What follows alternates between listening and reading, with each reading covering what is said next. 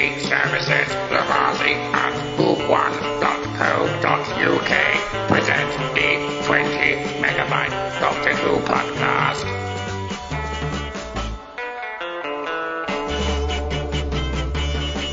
Hello and welcome to the 20 Megabyte Doctor Who podcast, episode 477. I'm Adam, and if we fight like animals or die like animals or whatever it's supposed to be, I don't know. And here's Kirsty Bissett.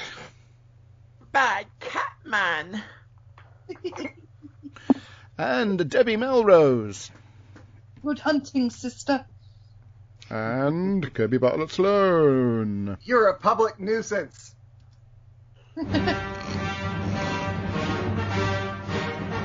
Maybe I should have said that before I said Kirby Bartlett Sloan. Robert Haynes.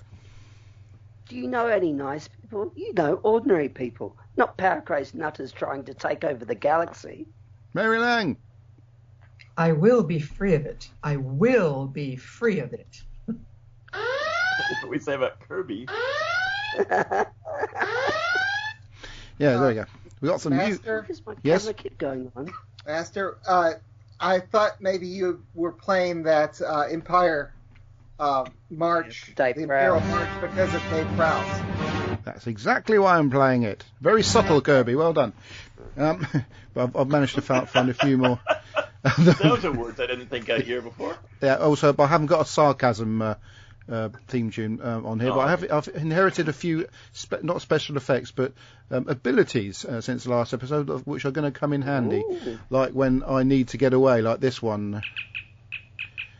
Beam me up.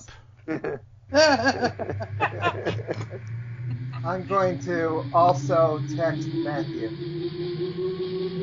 I don't think Kirby realised we're actually doing the podcast on that.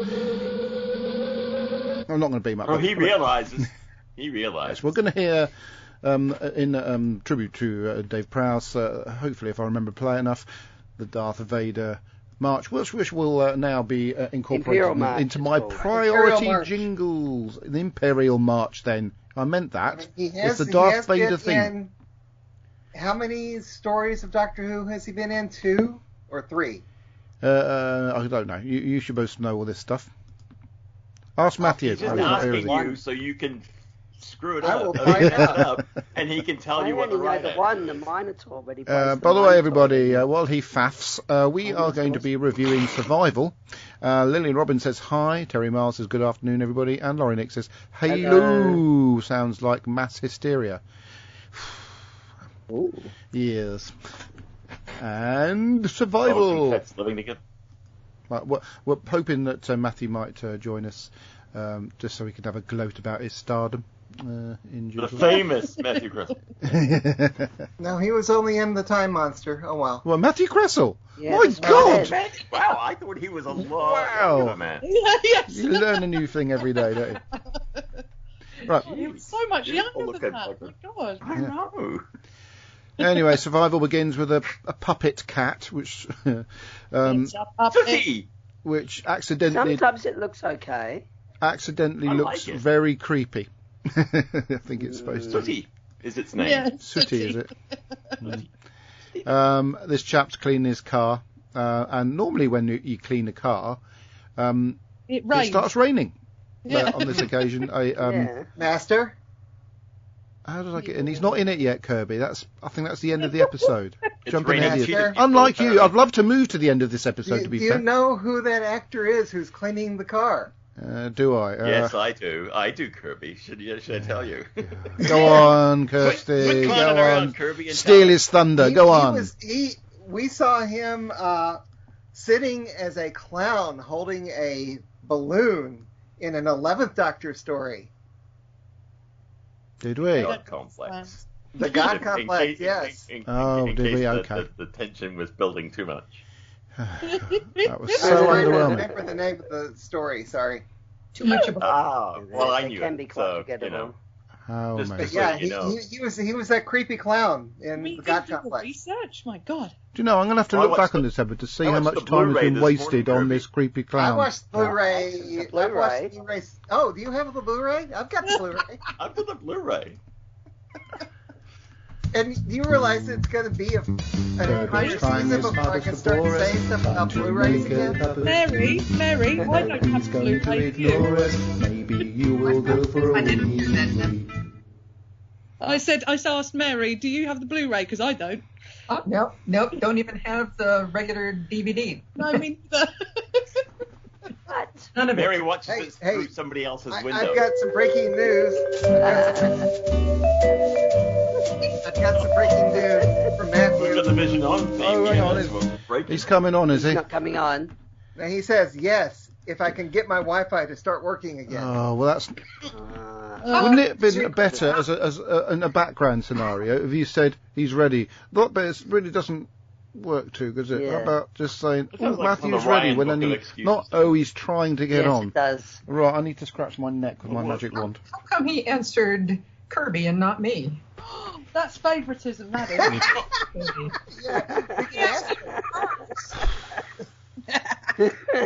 Laura Nick says that cat would later go on to star in Sabrina TV series. And Terry Marr says, hooray for the Blu-ray. Yay. Right, well, how far are we in at the moment? So 8 minutes into the episode, minute? 1 minute into the thing Oh, that she's supposed to be reviewing. All right. It's a 3-part too. Eh? Yeah. 3-parter, which means we'll take an hour and a half. And Kirby says, oh, I missed the quiz. We're never going to get a chance to do any quiz on this. Right? This is the Oh, quiz. I missed the quiz. Never How long again. the episodes would be if we had the quiz as well. Yeah, well, Yeah. if we be a bit slicker with this side of it, there might be a quiz. That's not going to happen, is it? Anyway, the Doctor and Ace arrive in TARDIS, and they sort of have a wander around Perivale, and And did you notice they continued their trick of not facing the TARDIS in the nice... because it looked rubbish. Anyway, so they're coming out the TARDIS, and Ace, who's been moaning about Perivale throughout the whole of her time, and Doctor Who seems to be sort of slightly pleased she's home. And then they cut to some kids playing in a park while this creepy cat watches them, and then we the funny thing that made me laugh, even when I watched this and didn't know them. Ooh, did someone just exploded? Didn't know that the Master was going to be in it. Right. And they Matthew says because he saw Kirby's message first. But you said yours first. Goodness, sounds like no one's really interested in a review on this particular story. The Right. Master turns up. It's not supposed to be the Master. It's supposed to be disguised with a slight weirdo thing done to his voice, and just the. How would you not know that was him? Well, Seriously. you would have done, to be fair, wouldn't Fred didn't realize it was him. you? No, I think It had I been a did. while since we'd seen I did when I watched it. You know what that cat thing reminds me of? It looks like one of those, hidden cameras. So they mount a hidden camera in something that's supposed to look like an animal. Essentially, what the cat was, he was the Master's eyes. Yeah. Anyway, hang on, The cat was creepy. he was very creepy. Very good. I Hang thought on, it was good. Right, so the Doctor and Ace go into this, I suppose, a youth club or a wrestling club. I don't know what it's doing. Where the The youth center to Sports keep club. the raffle off the. anyway, But actually a martial arts centre. in it's real Martha life. Arts Centre. Anyway, Well, no, it's been torn down. It is now a. At the time when they filmed there, it was a A martial daycare arts center. centre. Thank you, Kirby. Moving on. We could do that. why are about we talking about it being torn down? It's quite clearly on the screen. You're on another planet, Kirby. Anyway, And where did they film it if they tore it down? so anyway, so there's some. Made the, Oh, bloody Especially for the Nora. episode. when they made the Blu-ray, they went back and visited Perivale. Hey, right then. Sorry, Mary. But not when they filmed it, they swings didn't tear it anymore. down. Mary's fallen off her chair, and I don't really blame I her. didn't realize Perivale was a real town. Yeah. Well, England's real too. Kirby. It's a real place. It's Is not it? make believe. Not all of Doctor Who is science fiction The Isle of fantasy. Wight, not so a much. lot of The Isle of Wight's a science fiction fantasy TV island. a lot of places the Doctor has visited in England are not real. Okay, anyway, back to Doctor Who. for instance. So there's some wrestling going on, and there's a bit of people acting tougher, especially the Scottish man who's looking after the other, tries to sort of wind a couple of the kids into being a bit aggressive. There's some very subtle cats posters on the wall in the notice board, and then the Doctor notices the creepy cat. Seems to know ahead of things that there's something not quite right about the cat. What? Sylvester moved the cat poster so it was more prominent.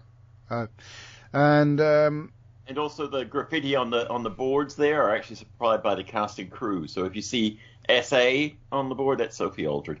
Oh, thank you. See, that's how it's done.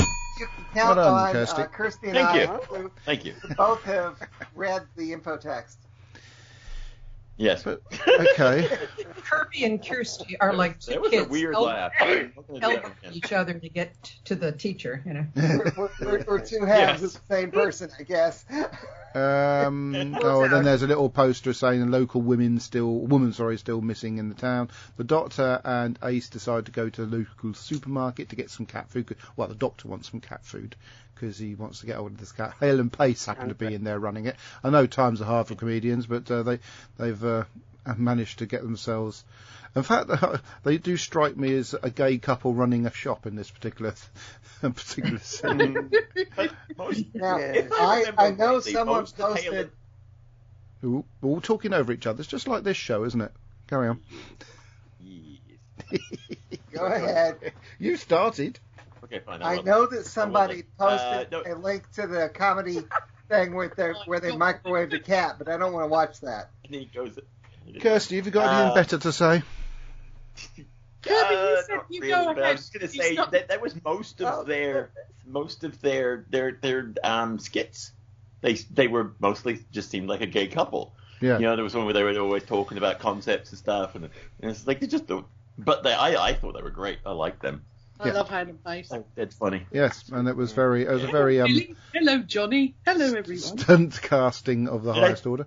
And I think this is actually some of the best stunt They did casting okay. in the Seventh Doctor era. Is this because it's really kind of it's quite dark the bit of comedy they're doing. Yeah, that's why I said it was Did stunt you casting of see the highest order.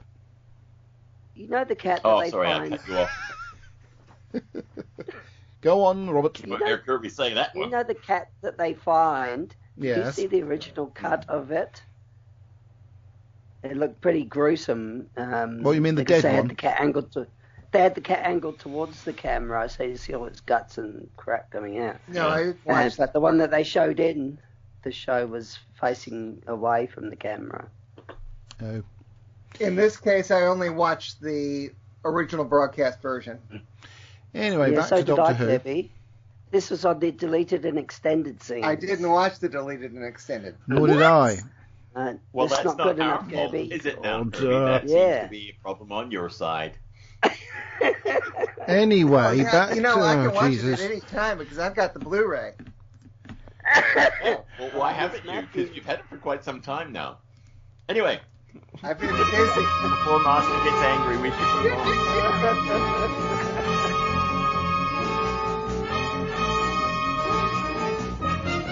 We're good now.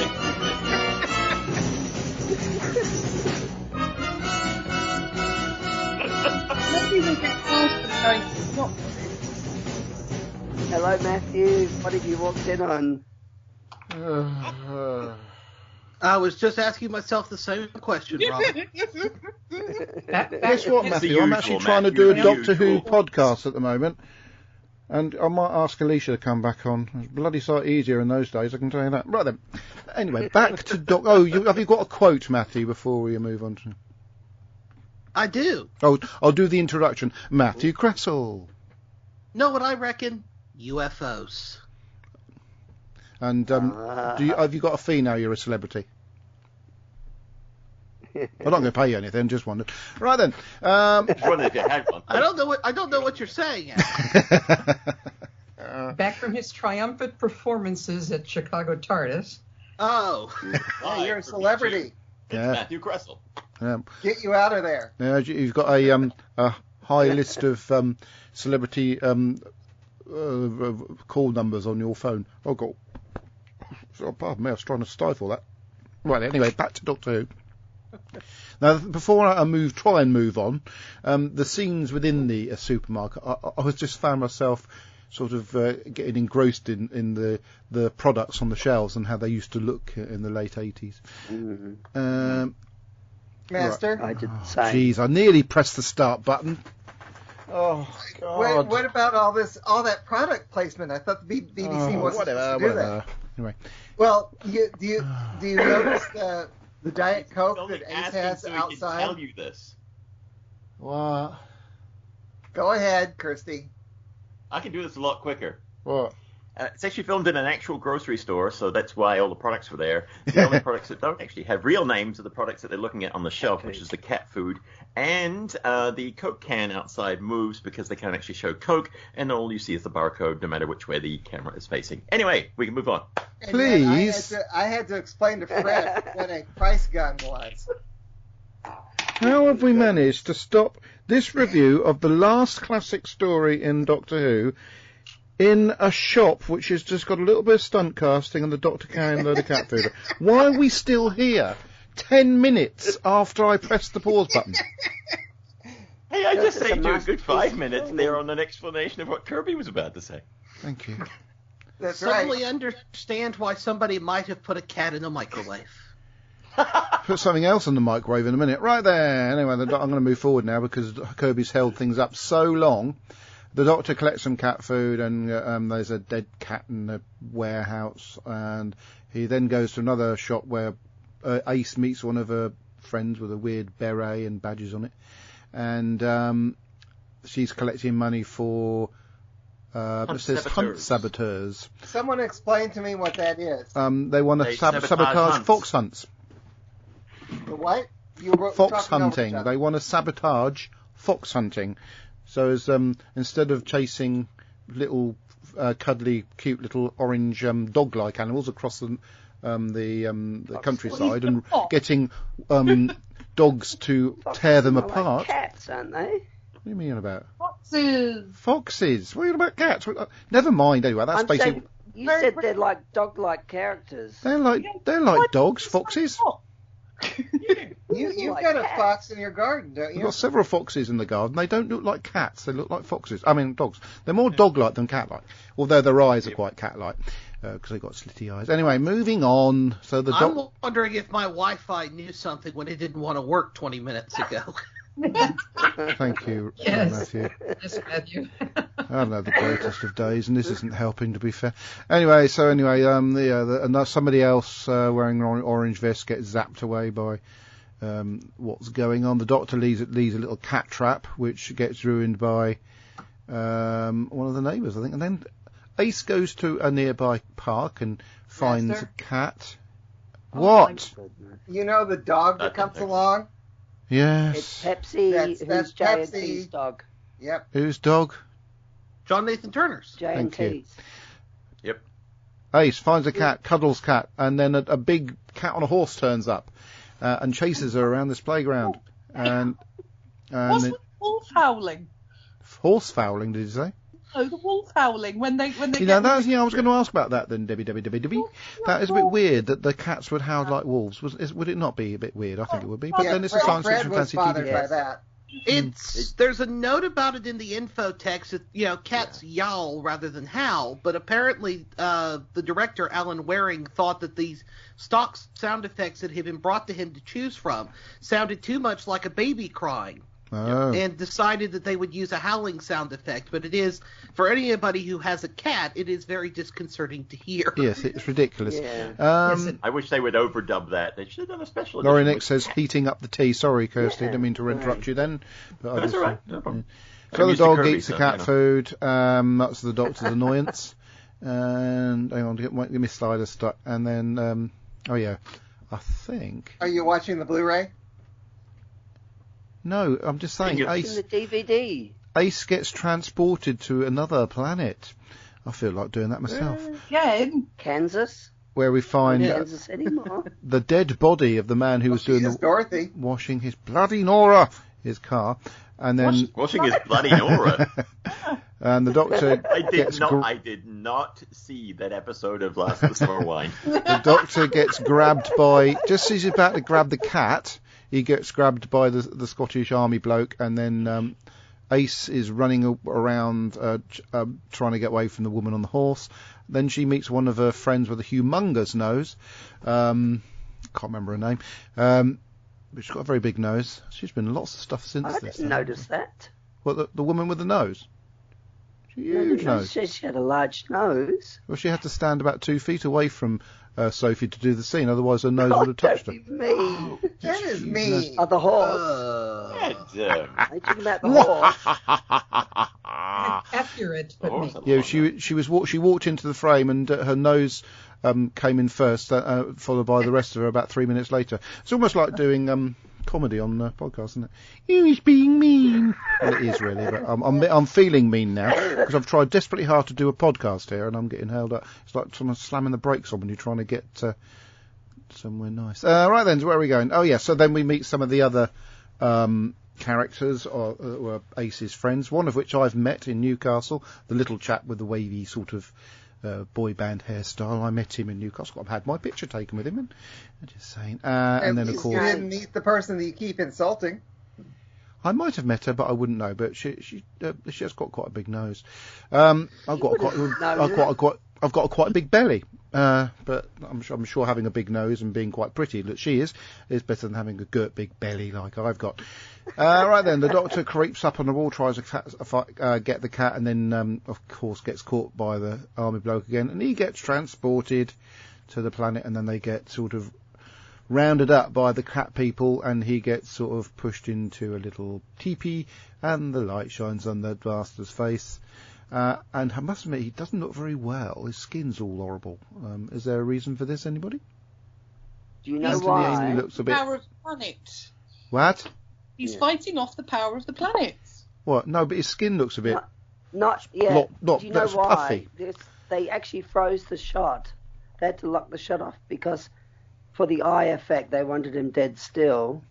So there's just his mouth was sort of like moving on. Oh, no, that's fine. I'm talking about his actual skin. Looks puffy, and he looks... well, it would have looked funny because of the way they did the shot. No, but in the whole of the story I'm talking about. And they needed a lot of light on that shot to... The whole of the story, yes, he does look a bit poorly, but I put that down to him fighting off the change. Okay. Yeah. His skin looks like it's... and wearing those... Like he's had a reaction to something. Maybe. And it was exceedingly hot there, apparently, too. Oh, was it? About up into the 90s. Oh, it looks like that. I thought that was acting. No, I mean, there's a reason why it looks like hot and dry on that planet is because it was hot and dry. The only way they got Sylvester McCoy to put the contacts in, he didn't want to do it. And he says, well, I'm already miserable. I might as well. And then there was the one cheetah person extra who was so hot that she stripped the costume off and left.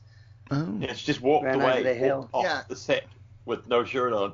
Woohoo! I should have seen that. Anyway, Robertson Vance Jr. says hi. One of Sylvester McCoy's favorite anecdotes to tell at conventions. Yeah, I think he also tells it like 3 different times on this Blu-ray. Yep. God, we're not reviewing the bloody Blu-ray. We're reviewing the broadcast episode of this series. Blu-ray? Oh, we've got the Blu-ray? I've got the Blu-ray too. How did you? Anyway, Robert Vance Jr. says, hi all, welcome back, Robert Haynes. And then he says, I hope you will do a best and worst after your reviews. Best and worst of what? Presenters on this show? That'd be easy. Classic era. Probably the classic era. Sorry, Kirby. Anyway, the cats are eating away at this sort of carcass, and Ace is getting friendly with her friends again, and the master has got a new suit. I don't like his collar much. No, I prefer it. I don't either. I think he should have worn his old suit unless it didn't fit him anymore. He didn't want to. It was actually Anthony Ainley was one of the ones who requested new threads because it had been so long. I think too he's quite noticeably a little, chubbier, less slim than he used to be. Yeah, that's what I was trying. The point I was trying to make earlier about the way he looked, about his skin. I think it's all to do with having put some weight on. And got a bit older. Just said what I was about to say. So there. Yeah, and it probably was a good idea because the original costume was kind of a velvety thing, and can you imagine wearing velvet in a 90-plus degree quarry? Indeed. Yeah, this suit is a lot of silk. To be honest. They were thinking that this was going to that there was going to be another season, and the Master was going to be in it again. Nope. Yeah. One of the fun things about the costume, too, if anybody noticed, the belt has a snake motif on it, which is interesting for when the Master will finally reappear. As a snake. Oh, yeah. Ooh. Spoilers! Ooh. Come on, ding, ding. Oh, go on then. I think that's worth a ding. Well done, Matthew. Right then, I did think when looking at these cat creatures, they did look a bit Ewokish, like tall Ewoks in some ways. Oh, Lord. Yeah. Anyway, In Andrew Cartmell's book, he says several times that they were not sure that they would have another season. They were looking at this as a possible end game story. okay. Yeah. Of course, Robert Vance Jr. does say it's best or worst stories. I don't know if we've got time to do that because Kirby's on this week. We could do it next week to fill in time for Dimensions of I Time. don't think we're going to need to fill in time with you on the show, Kirby. We could say we could talk about me dropping. If I pick this bell up, right, I'll drop it on the floor. There it goes. Right, you could spend an hour talking about how, even though it took about less than a second to leave my hand down on the floor, you could spend a good hour talking about that bell hitting the floor, and I've just broke it.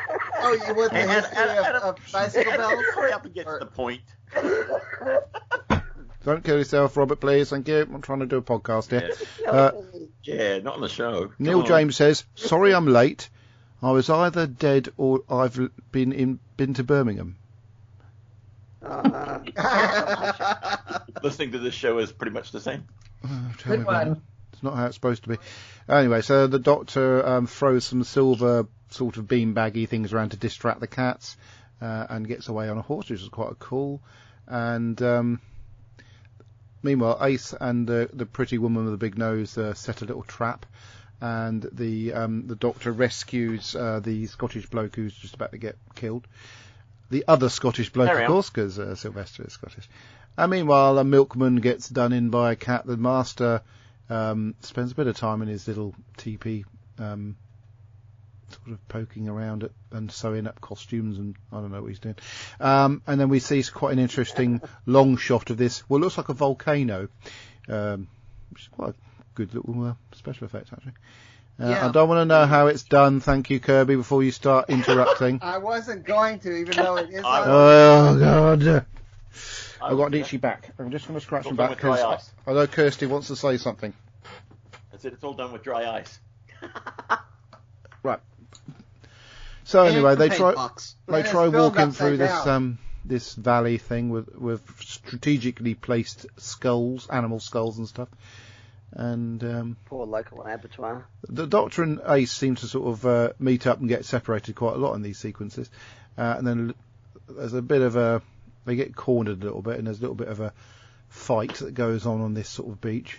And I told you to stay still. Yes, and then one of the cat creatures seems to be a bit injured and goes off to the lake and looks like she's having a drink. But then, pardon? Lisa Bauman. Yeah, she looks. Yeah, Cara. Yeah, she looks like she's sort of died, or she's having a drink. I don't know. She gets grabbed by the scruff of her neck. I thought she was having a drink, but it looked like that. But then the way she was grabbed by Ace, it looked like she was sort of unconscious. But I just noticed the scruff of the neck did look a little bit like a costume. Oh yeah, of course it was, wasn't it? Was it? And I don't think that was actually Lisa Bauman who did the actual face plant, but yeah. It wasn't. It would have been her stunt double, yeah. Yeah, but the opening of the eye and the flicking of the eye was really quite good. It did look like it was alive. It was really quite good. The Master and the Doctor have a couple of scenes together. It was quite cute. Cara and Ace sort of get acquainted a little bit, but she hasn't sort of revealed she's her sister yet. I presume when she says sister, does she mean friend sister or sister sister? Friend sister, I think. Yeah. Like sister in battle. Sister. in the female sense of sister. I thought that might be the case. Otherwise, she would have been a little bit more upset when she left. Kirsty, my sister's been turned into a cat. Kirsty and Mary, my sisters in podcast, Yeah. I forgot what I was saying now. Thanks, Deb. I've lost my train of thought. Right. Oh, yeah. Thanks, Debbie. Sister. Neil James says, can we have the Kirby jingle, please? Well, we've already done it. More than one. Which one? There's two now. We've got this one. And we've got this one. So we're going to get the request for which Kirby jingle you'd like to hear. Oh, goodness. Answers on the back of a postcard. Yeah. Well, the first one would be appropriate today because of a certain piece of news that dropped overnight, of course. So we've already done that bit. You missed the production meeting. You've missed that bit, Matthew. Yeah, we've already covered it. Okay, fair enough. Already discussed. Anyway, I'm moving forward a little bit because there's some very sort of dramatic scenes. Oh yeah, who's the chap that became the Master's sidekick?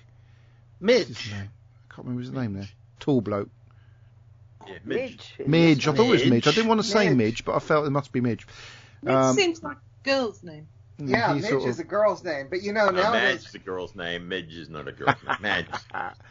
Anyway, he goes all funny, and instantly, sort of, he doesn't know anything, which made me think because he's got fully in control of the Master, who puts a bit of a ropey thing around his neck, and he sort of hisses at them, and then they disappear because the Master's used him to get back to Earth. Yes. Somebody speculated why, if you need this cheetah thing to go back home, why didn't the Master do it himself, teleport himself then? He didn't realize that he could. Yeah. And also because he's very busy sitting there fighting it off, and probably it's the line that the Doctor's going to have to Ace in the next episode that you can change where you can do it, but if you do, you might not get back to being who you were. And certainly the way that the Master is playing it throughout the next episode, that certainly seems to be his thinking. And the Master would be much happier sacrificing somebody else than himself, potentially. Thank you. Well, Neil James says the one that ends. Hang on, I missed it because I moved the screen up. The one that ends go for a wee. I can't even read this evening. I don't even know what time of day it is. Where are we? It's tomorrow. Anyway, he wants to hear this one. PM. Kirby's trying his hardest to bore us, trying to make a cup of tea. You know he's going to ignore us. Maybe you will go for a wee. Poor Kirby. I'm feeling quite sorry for him now after people being mean to him. And Alan T. Butcher says Midge was a boy mouse in Mary Mungo and Midge. Yeah. I liked Mary Mungo and Midge. Debbie, do you remember Mary Mungo and Midge? I remember Mary Mungo and Midge. Actually, I do. I don't. But you were 10 years younger than me. And yes, but I had it. They repeated it. It was one of those really early morning TV shows. Do you remember Mr. Ben? Do you remember Mr. Ben? Oh yeah. I used to love. Do you know they should redo Mr. Ben as a live action thingy? The things they could do, they could transport Mr. Ben for long stories and all sorts of places. And they've got to have the relationship properly done with the shopkeeper. Yeah, I can imagine Stephen Fry playing the shopkeeper. Anyway, so yeah, there's a great scene at the end of episode 2 when Ace sort of runs off in the direction of Kara, and then when she turns back and her eyes are yellow, she's got a very beautiful, sinister face on it. So that's a really good cliffhanger. I liked that. Very atmospheric. Yeah. You lot are disagreeing. I don't blooming well care. It's my show. Not at all. That scene is repeated at the beginning of episode 3. And Trust the me, Doctor. if anyone disagrees with you, Adam, they jump right in. So when you hear quiet, quiet, we usually listen. Yeah. So Ace goes off with Kara. The Master arrives back. On Earth with his little friend, and I think Kara's trying to persuade Ace. I think Kara's trying to persuade Ace to sort of become catty. I thought women would, at that age, are pretty catty anyway, normally, so I don't know what the problem was. Neil James says, thanks, sorry Kirby, I'm grateful you read out my far too long reviews each week. Splendid fillers, all of you. As I always say, nobody writes in feedback for this show that's too long, so thank you, Neil. Alan T. Butcher says, Mr. Ben film was in development about 10 years ago. Ooh, they should have carried on. They could have put it on instead of having that, what's that thing they got on the BBC at the moment? His Dark Materials or something? His Dark Materials is brilliant. Yes, haven't seen it yet, but we do intend to watch it. Back to Doctor Who anyway, so Ace gets a chance to ride the horse, but the Doctor turns up just when she does say, where's the Doctor? So she's not completely turned over to the cat people. And but the Doctor uses her cat abilities to tune into a little bit of what's going on, and also they find a way to get back to Perivale. Pardon? I said, good job she's not catatonic. Ooh, Debbie! She was hoping for that opportunity, wasn't she? Well done. I'll take that. Robert Vance Jr. says, I met Anthony at a convention in 1989. Very nice guy. Signed a picture for me. Oh, Anthony Ainley, I presume he's talking about. Perfect joke, Debbie. I tell you what, he's really funny, Midge. When he's being all catty and sort of his sort of voice, and that is really quite amusing. And then the Doctor and Ace go to this flat where there's a horrific dead cat that scares this little girl who used to be in Emmerdale, called Adele Silver, who's now 40 years old with a child and as an actress who hasn't been in soap operas for a while. But that was her first appearance on telly. You decided to say that instead of letting us interrupt and say that. Yeah. What? Yes, he did. Well, it's probably because you've never seen Emmerdale and I have. Kirby, in retrospect. Rude. Yeah. It's quite clever of him to actually impart knowledge. Yeah. Letting you do it. So anyway, the little girl who doesn't appear to have anybody looking after her is looked after, or Ace arranges for some care for her, which is quite good. I'm glad they put that in the script, otherwise I would have been wondering. Yeah. And then Midge sort of does a little bit of posturing against the people who used to bully him in the martial arts club. Scottish bloke turns up. Wearing a ridiculous suit. Yeah. I think Anybody else? Master lent it to him. I was watching it last night, and for some reason, Midge's clothes made me think of Tom Cruise in Risky Business. I haven't seen it. Yeah. I haven't seen it. Not in Rain Man, I'd say. Anyway, there's a motorbike in the middle of a field that the Doctor admires, and we know somewhere along the line there's going to be a motorbike scene, and then there's all hell breaks loose. But Motorbike scene at the moment, isn't there? The two bikes, Doctor riding one and Midge. Is it Midge riding the other one? Basically, yes, it's Midge. Head straight at each other, and you think, well, that's the end of them. But then they ruin the scene a little bit because the next time we see the Doctor, he's upside down in a pile of rubbish. I think they were jousting. They were jousting. Yeah. That's right. With what though? They didn't have any. They were joust what? Yeah. No weapons, we're just going for it. Just go. Oh, then they should have left jousting in Ready Player One instead of what they did use. Then, well, that was apparently. Sorry. I mean, John Nathan Turner apparently went through the script and kept taking bits out. That would have, bits out, like there's the scene outside the pub in the first episode where Ace was supposed to have some lines saying, we used to try to get the older kids to buy us stuff. And John Nathan Turner's like, no, we don't want to give kids ideas. They already and apparently this moment was apparently one of them, because if I remember right from the info text, this was the moment they were indeed supposed to be jousting. And John Nathan Turner's like, the kids will get ideas. No, we can't do that. So you end up with a scene that doesn't really make a whole lot of sense. We were doing wheelie chair jousting when I was in primary school. We used to play Aggro Bulldog in the playground, which is just people running each other, trying to hit each other and stuff. Anyway, back to Doctor Who. There's more of a game of chicken. Adam? Yes? Around the era of the Tango ads, when they started banning them as well. Yeah, quite rightly so. You've been Tango. That's the sort of thing they do on TikTok now, wouldn't it? Anyway, back to Tango ads where people slapped for flavour. This orange guy came running up.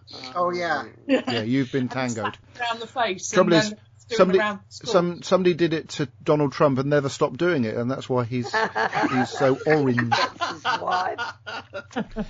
Right. Anyway, so the Master stabs poor Kara to death with a thing that probably would penetrate the skin anyway. So he must have done a really good job of that. But I think it's supposed to look. She's not really dead. She's going on to work in Big Finish. She's getting better.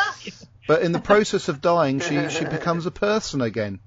Yay! And then the Master and the Doctor have a last little foo-far, is it, or battle? They get transported to the other planet, have a little bit of a wrestle. We've never really seen the Master and the Doctor have a wrestle before. They've had a sword fight. No, they never really have. I almost quoted, "If we fight like animals, we'll die like animals." I almost did. Excuse me. That's what I did. You right. Right. I'm going to bring this back for this episode, Kirby. Well, you said it very quietly. I would have. No, I did not. True. Right, it's that's true. it. It's true. You said it that way. I heard it. If we fight like animals, we die like animals. Anyway, Going on from the starboard bow, starboard bow, starboard. yeah. So anyway, they have a bit of a fight, and the Doctor. Worse than that, he's dead, Jim. The Doctor transports himself back to Earth, leaving the Master behind, and makes himself look a little bit silly because he's still saying, if we fight like animals, we die like animals. And then this lady turns up, asking Jackie him Tyler walks into the scene. Is it Jackie Tyler? Looks a bit like her. Anyway, but she's saying, "Where's my blooming cat?" And then Kara dies. Another woman on a horse turns up and rides around a bit, disappears, and then the Doctor arrives, and he and really explained why that one flashes in, flash of lightning, and then buggers off again. Yeah, because the original ending was that Ace was going to cremate Kara and sort of have a big funeral pyre, a la Return of the Jedi. And and at the end of Ghostlight. So again, you don't want to give people ideas, apparently. So they went for that ending instead. But it loses a lot of the power of it in the process, because then you just have Ace staring into an empty field, like, what is she looking at? Yeah. Right. So and then what? Can I ask something then? Hold on. Very quickly. So in India, when they have their burials, you know how they burn people? Yeah. So is that encouraging all the Indian people to do that? Yes, it is. It doesn't, does it? Yes, it is. Maybe it doesn't. I don't know. Anyway, Doctor Who. I don't know, but I was. We don't have to worry about it influencing people because it's been cancelled. Anyway, back to Doctor Who. It's going to take about half an hour just to get through the last 1 minute and 35 seconds of the story. Well, you're going to have to play a certain quote. Jesus Christ. Anyway, back to Doctor Who. Now, what did surprise me is that nobody used this. Yes, the TARDIS. There are worlds out there where the sky is burning, where the seas asleep and the rivers dream. People made of smoke and cities made of song. Some where there's danger, some where there's injustice, and somewhere else the tea's getting cold. Come on, Ace. We've got work to do. We've got work to do. Yeah, so nobody used that one, Kirby. Yes. Well, it is slightly too long to use as a single line. He's used longer ones than that. And if it started saying it, Kirby would have taken over about a third of the way in. No. As you just played that, I turned and looked at the poster on my wall. Oh, Kirby. Everybody I am. Together. 1, 2, 3. Kirby has done longer quotes than that on this show. You saw the picture that I created several years ago that I used in the request for feedback. Well, when we did the Three Doctors a few years ago now, Kirby's quote was the whole script. Yeah. But I have a question. Yeah, Can anybody tell me who wrote that? Andrew Cartmel. He did, right. Indeed, he did. You did that in harmony there. Yeah, it was Andrew recorded on the Ghostlight set because they had figured out by that point. They didn't know definitely didn't know when the script was commissioned, because Rona Munro on the Blu-ray and the Writers' Room documentary expresses kind of a dismay that had she known she was going to be writing the last ever story, she'd have written something that would have perhaps been a more fitting end game for it, for the whole show. And that as a result of that, and she was actually out of the country when they realized they needed to add something to the end of it. And it was actually Andrew who wrote it and got Sylvester to record it in between shots on the Ghostlight set. And wasn't it good that it ended that they're facing away from the camera so they could just do that dialogue? Yeah. Yeah. Yes. Know that it wasn't long. Perfect end. Yes. Yeah. Anyway. That's sad. Pardon? Yeah. Anyway, it's sad, but it's hopeful at the same time. I mean, they could have ended it on a very funereal note, and instead it is sad, but it's got that slight bit of optimism to it that you know that the adventures are going to go on. We don't know when, we don't know where, which is and they did. Yes. Exactly. They're off to do stuff. Oh, got a vibration.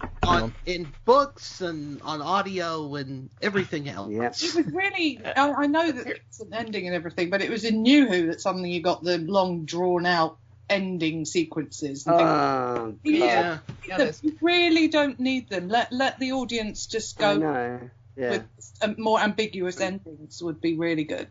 Mm-hmm. And then it'd be a more big finish. Anyway. Robert Venture Jr. says, Anthony said he wanted to play the Master Karma with a black suit. In this story, he played him the way he wanted to. Laura Nix said, I keep heating up the tea. You want to make it then? You're supposed to drink it, dear. Make me a cup of tea. Right then, survival. This is what I think of survival. It was okay. It's a bit of a sort of a disappointing end to a rather good era of Doctor Who, and an era that lasted. Disappointing. Yes, unfortunately. Did you say fighting? No, he said disappointing, and I agreed with you, Adam. Oh, thank you. No, it was okay. It was a sort of. Bear in mind, we've just had a story I thought was really good in The Curse of Fenric. That was brilliant. But of course, you get the feeling that they didn't really know it was going to end here. But in a way, also, I'm glad they didn't do a sort of big final. This is it, the end of the road for Doctor Who. They left the door open for it to continue.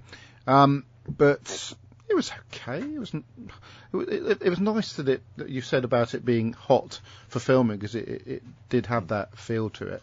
And normally in Doctor Who, when they're trying to make it look hot, they just use funny lighting and then shoot it in January and stuff like that. But in this one, it did look, on the planet scenes, really, really good. Again, the acting was fine. I love Sylvester now.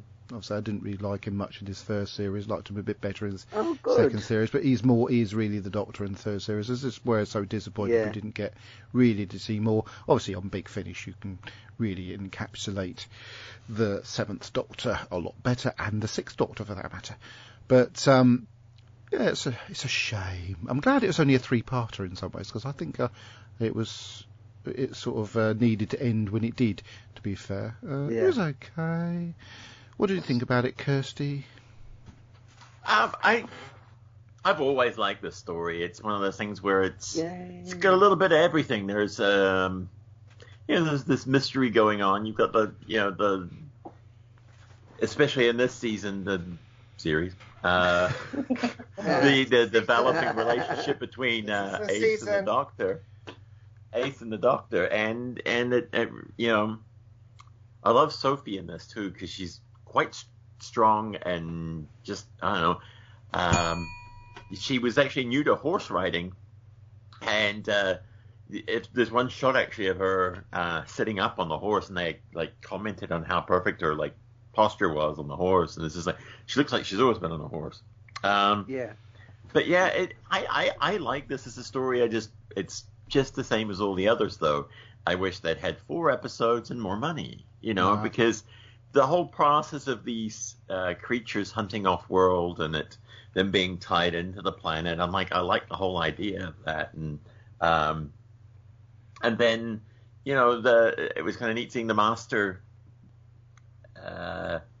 in the midst of being foiled by his own plans, because normally at the end of the episode, he gets trapped in whatever, or something explodes and we don't see what happens to him.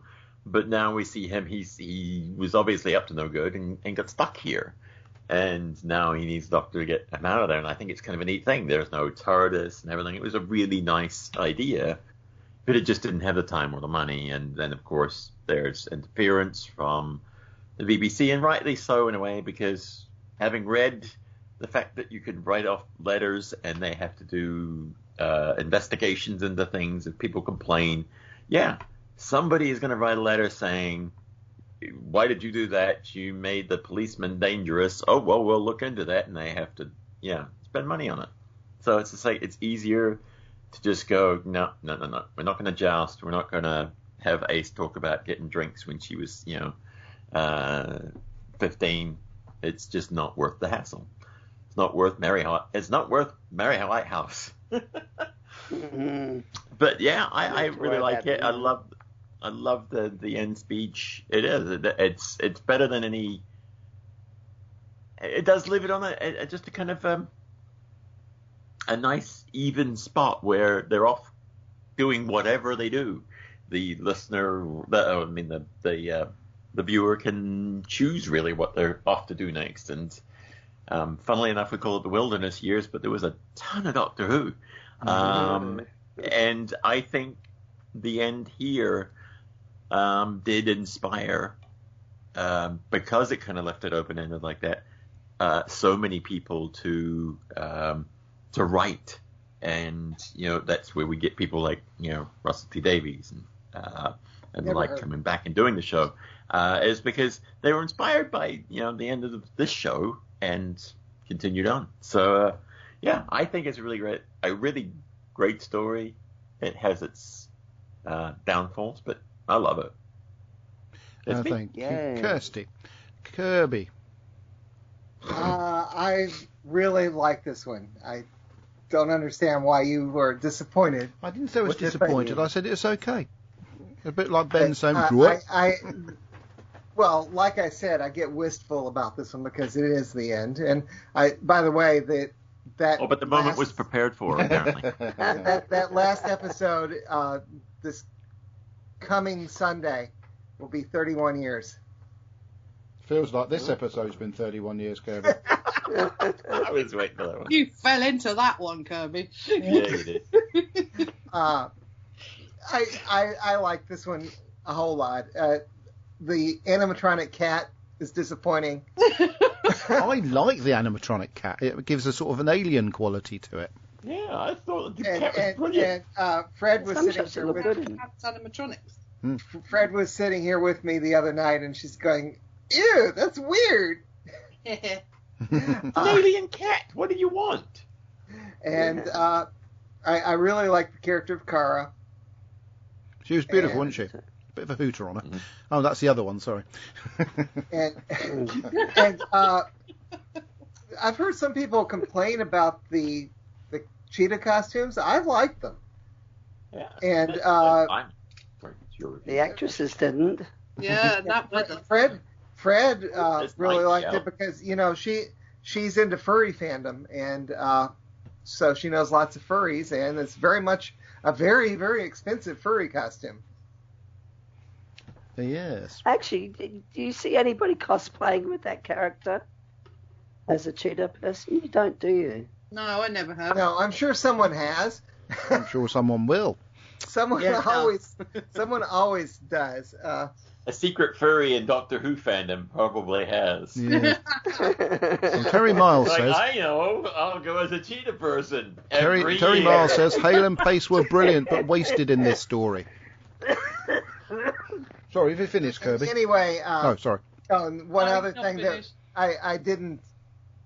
one other bit of trivia. The quarry in this case was the same quarry from Greatest Show in the Galaxy. Greatest Show in the Galaxy. You almost went Scottish on that one. Quarry. It's partly quarry because it's the same director, Alan Waring. So I like it. I like it very much. Thank you. Right, Debbie, what did you think? Pretty much the same as you, really, Adam. I wish that Curse of Fenris had been the last one. I know, I'm such a Philistine. Basically, I spent most of this having to explain what was going on to my child. Normally I don't. Normally it's the other way around. And normally it's the other way around. But she found the whole cutting things and, well, why did that horse disappear?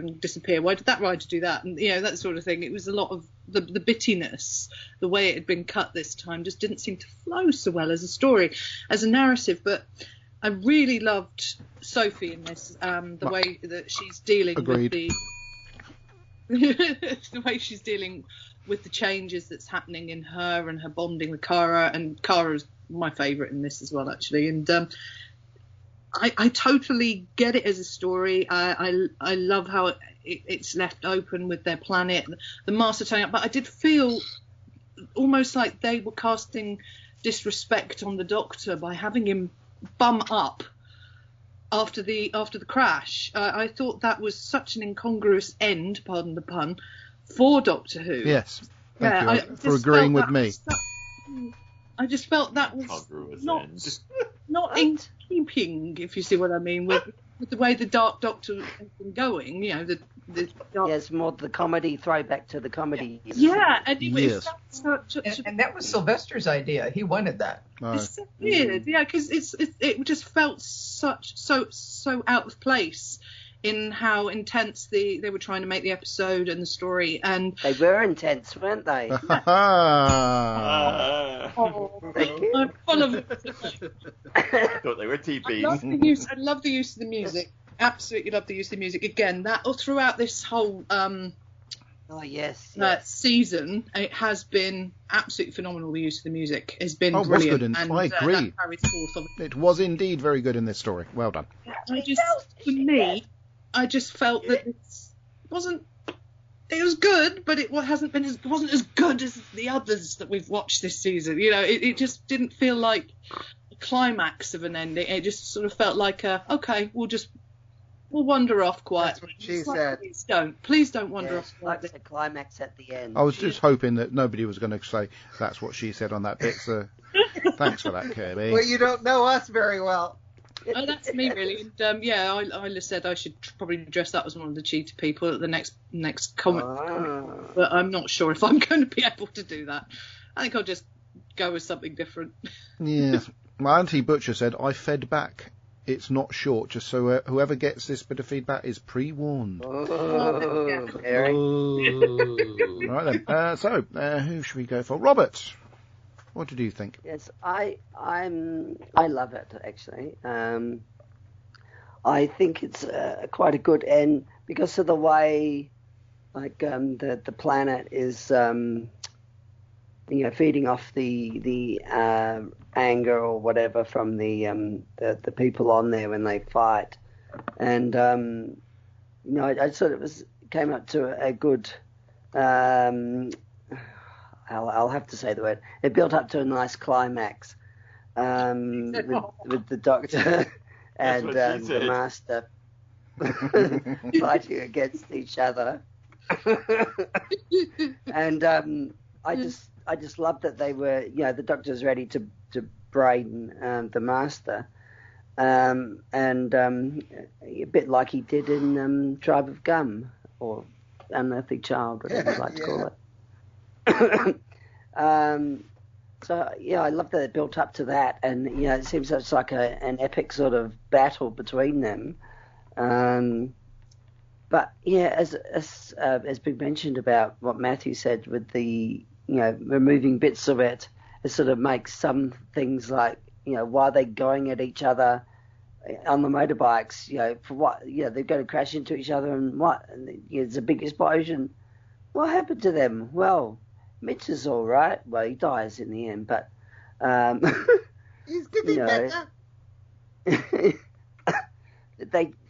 They're running out of time, so they're going to apply his melting skin and all this kind of thing, which is originally intended. But as Debbie said, with the Doctor ending up and that pile of rubbish just upside down was.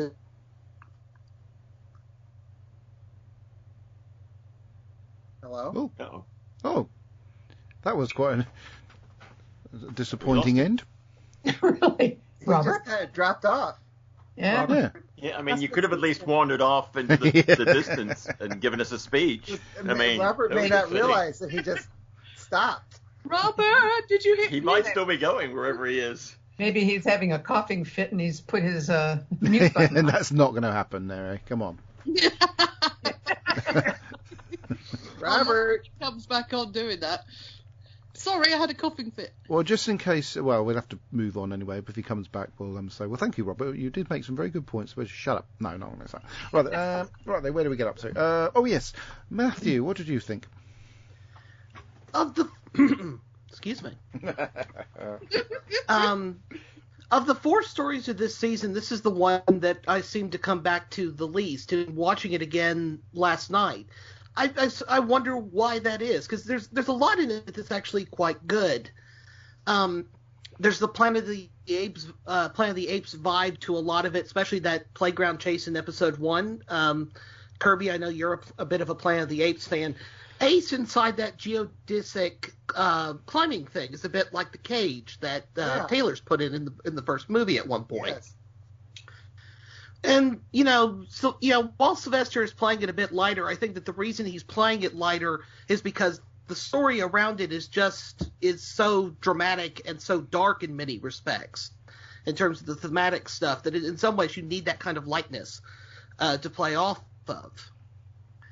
But it's an interesting story from a lot of points of view, particularly knowing where the show was going to go next, because watching it almost feels like a blueprint for the early RTD era of Doctor Who, because it's set, you've got a housing estate, you've got the extraordinary alongside the mundane, which is something that British sci-fi, but Doctor Who especially, seems to do a lot. And then you have somebody who looks an awful lot like Jackie Tyler kind of wandering in there at the very end. Yes. To talk to the Doctor for a moment. But there's, it's also...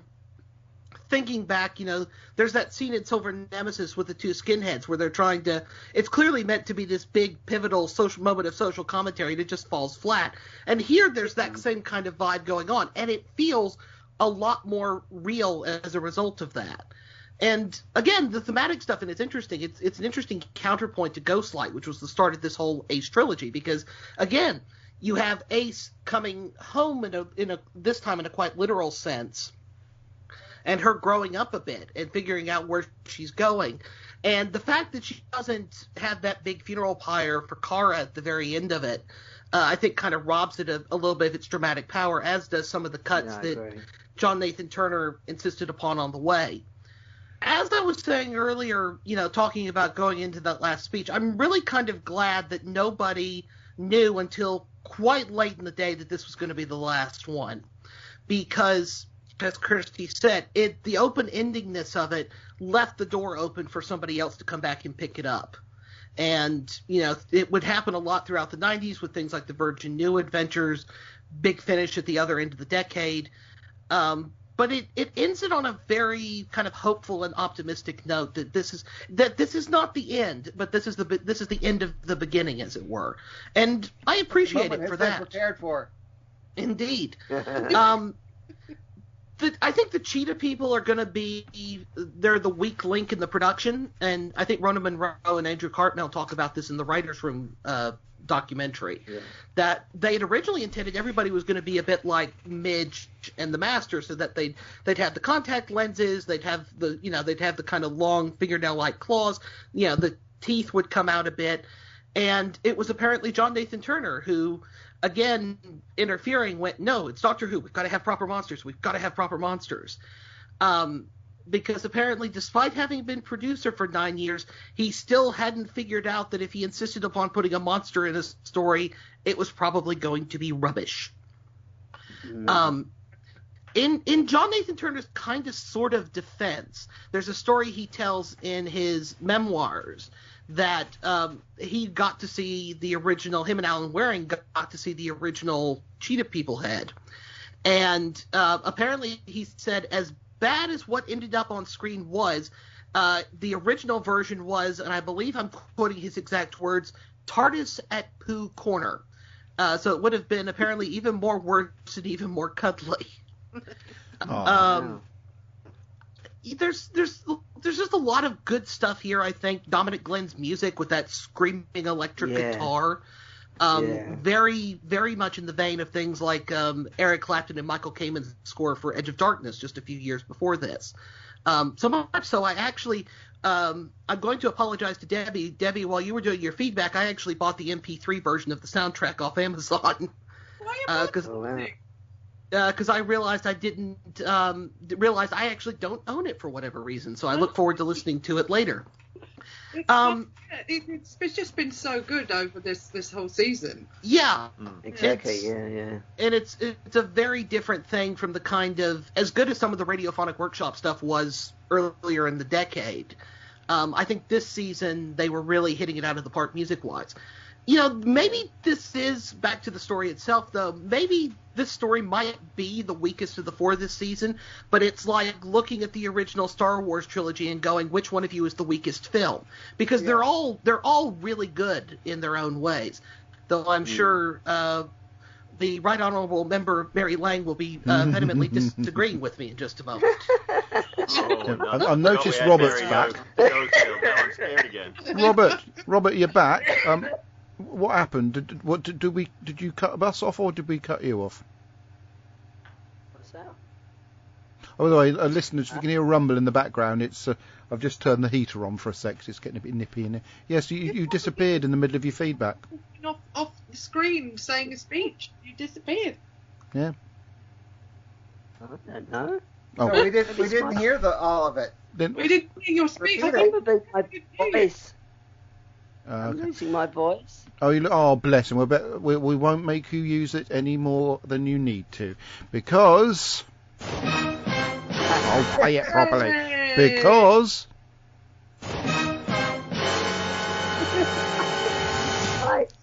brace yourselves. It's Mary Lang. Oh, well, for me, the whole thing felt like a fever dream. Nothing really made sense. It was, things chopping back and forth. To me, there was no smoothness to the story. And things and people just kind of come and go out of nowhere. And when it was over, I quickly forgot about it. So it's all like a fever dream. What I've noticed is that nobody ever talks about survival. Nobody reviews it, good or bad. In conventions, nobody talks about it. And I've always wondered why, and I'd never seen it, so this was my first time seeing it. Other things I've seen in Doctor Who because I hear people talk about them and I want to find out what they're talking about. But like I said, nobody talks about it. Nobody references it except that final quote. So for me, it was a brand new experience to watch Survival, and I was not terribly impressed. And now that I read all the stuff that went into it in terms of things that were changed, Cartmel's disappointment in how things were portrayed, including the cheetah people costumes, what he had in mind was something more like Mags in Greatest Show in the Galaxy, where she that's right. Animal like she was mostly human, and that's what he thought it would be. But I think it was Matthew who said, John Nathan Turner stepped in and said, no, we need full-on monster costumes. And so what they ended up, were these little Ewoky, cute little, bear-like people. It was hard to buy into them being mean. And while I'm watching it, I'm thinking, this could be a much better story if the Master weren't a part of it. To me, it felt like he was kind of shoehorned in, and imagine my surprise. Because he was. Yeah, when I read about it later that he was shoehorned in. He was not a necessary part of this story. I think it would have been more interesting without him, because I think just that idea of the cheetah people and what are the little cats are called? Tiggers or something. Kitlings. Yeah, that alone I think would have been, an interesting concept to pursue without sticking him in all of these scenes. I think it would have been better without him. And the thing that bothered me the most was that scene of Ace running from the cheetah girl. I mean, she was running all over this playground. I mean, she could have just run away, but she keeps running up to one structure after another, you know, climbing up or going inside, or all this time wasting when she could have just run away. And I would have bought that. But this just seemed like crazy time wasting, you know, I don't know what once she got inside that little cagey thing, you know, that was okay. But why did she I go? know, she could have stayed there. Yeah, why would she go up and down a slide? Why would she go on a swing set? Why would she do all that? Because it's great visuals, Mary. Yeah, see, that's what I was afraid of. It's just it was also improvised while they were there. It's camera candy. It's not really contributing anything to the story. So Yeah. It was a time waster. But would you be thinking straight if you would just happen to be sitting on a swing and all of a sudden a cat on a horse appeared and started chasing you? Well, I'd run into the woods. But would you if a cat on a horse started chasing you? And this is why Mary would be the first victim in a horror movie. Just saying, she would run straight into the woods. Well, the thing Straight is, into the woods of the other creatures. No, when she was like climbing up the slide, I'm thinking, well, that just puts you at the level of the cheetah person, and they're going to get you all the easier. Hey, Mary, do you know what? Got to get off the horse to come get you. Mary. Go on all the appliances. Science fiction fantasy show. Mary. Yes. No, do you know what I'd do? If I was the cat on the horse, I'd jump off the horse and eat the horse. There'd be quite a lot of meat there, to be honest. Yeah. But anyway, I think that wasted a lot of time, and I think the master was a wasted thing. But you know, so the whole thing struck me kind of like it did Adam. You know, it was okay, and I can understand now why nobody talks about it. It's not that wonderful of a story, or at least it was not wonderfully done. You know, the story in its original conception was probably very good, but I think that it basically got ruined. Thank you, Mary. Now, we're talking about this as the end, and obviously them wandering off into the distance, arm in arm, discussing the future. And of course, there is a future because Dimensions in Time is coming up very soon. Oh, goody. In the word, to paraphrase Tiny Tim, God help us. Now, come on, Matthew. Enough of that. That's what we're doing next, then, yeah? Yes. No, what we're doing next was listening to Andrew Cartman's thoughts on survival. I have a big smile on my face about survival. There's some very dodgy animatronic cats. Yes. And the reason that happened is because, well, first of all, Rona and I wrote a script which involved cats, which is always a dangerous thing to do because cats are not trainable in the same way that dogs are. However, John was convinced by somebody in the effects department that they could do an animatronic cat because there'd been a recent television program with quite a successful robot dog. It's not a robot, it's an animatronic thing. It's a thing that you animate through rods and maybe through pumping air. Anyway, so it's a special effects dog, and it had been quite well achieved. The problem is cats are way smaller, so you can't get all the mechanism inside them. So the animatronic cat was a bad idea from the off. It just looked terrible, it didn't work. So when I think about survival, sometimes those things do flash into my mind, but mostly what flashes into my mind is what a resonant, poetic, wonderful script Rona Munro wrote. Rona was a big Doctor Who fan when she was a kid, but then later on she was a Star Trek fan. So she, like Ben, she came from the right sort of background to do good science fiction as well as being a terrific writer, just screenwriter and playwright in her own right. And so Rona was one of the finest writers to work on the show because she was just such a natural for it. And I can't tell you how pleased I was that Stephen Moffat brought her back and hired her to write for the new show. Oh, good. I think, yes. Yeah, I remember she did. Yeah, I remember that. Survival's a really outstanding one, and I'm very, very proud of it. So there you go. He likes it. Okay. We do have one little swan song from Andrew, which I'll play later in the show, because it's time for feedback. I didn't know he was a singer. It's Kirby's. More accurately, I didn't know he was musical. Thank you for that. Kirby has now got his little bit. Feedback. That's what she said. Oh, for God's sake. Good times. Good times. Are you ready, Kirby? Yes, Robert Haynes responds, going to be sad reviewing this one, for me anyway. Alan T. Butcher says, because of Hale and Pace? and Robert says, last of the Classis era. I think he meant classic. The Classes era? Oh, dear. Yes, that's Classless era? That's what's written. That's what's writ. Written. Thomas Cookson says the 5 Doctors would have been a better endpoint. Alan T. Butcher says, but we'd have missed out on Warriors of the Deep.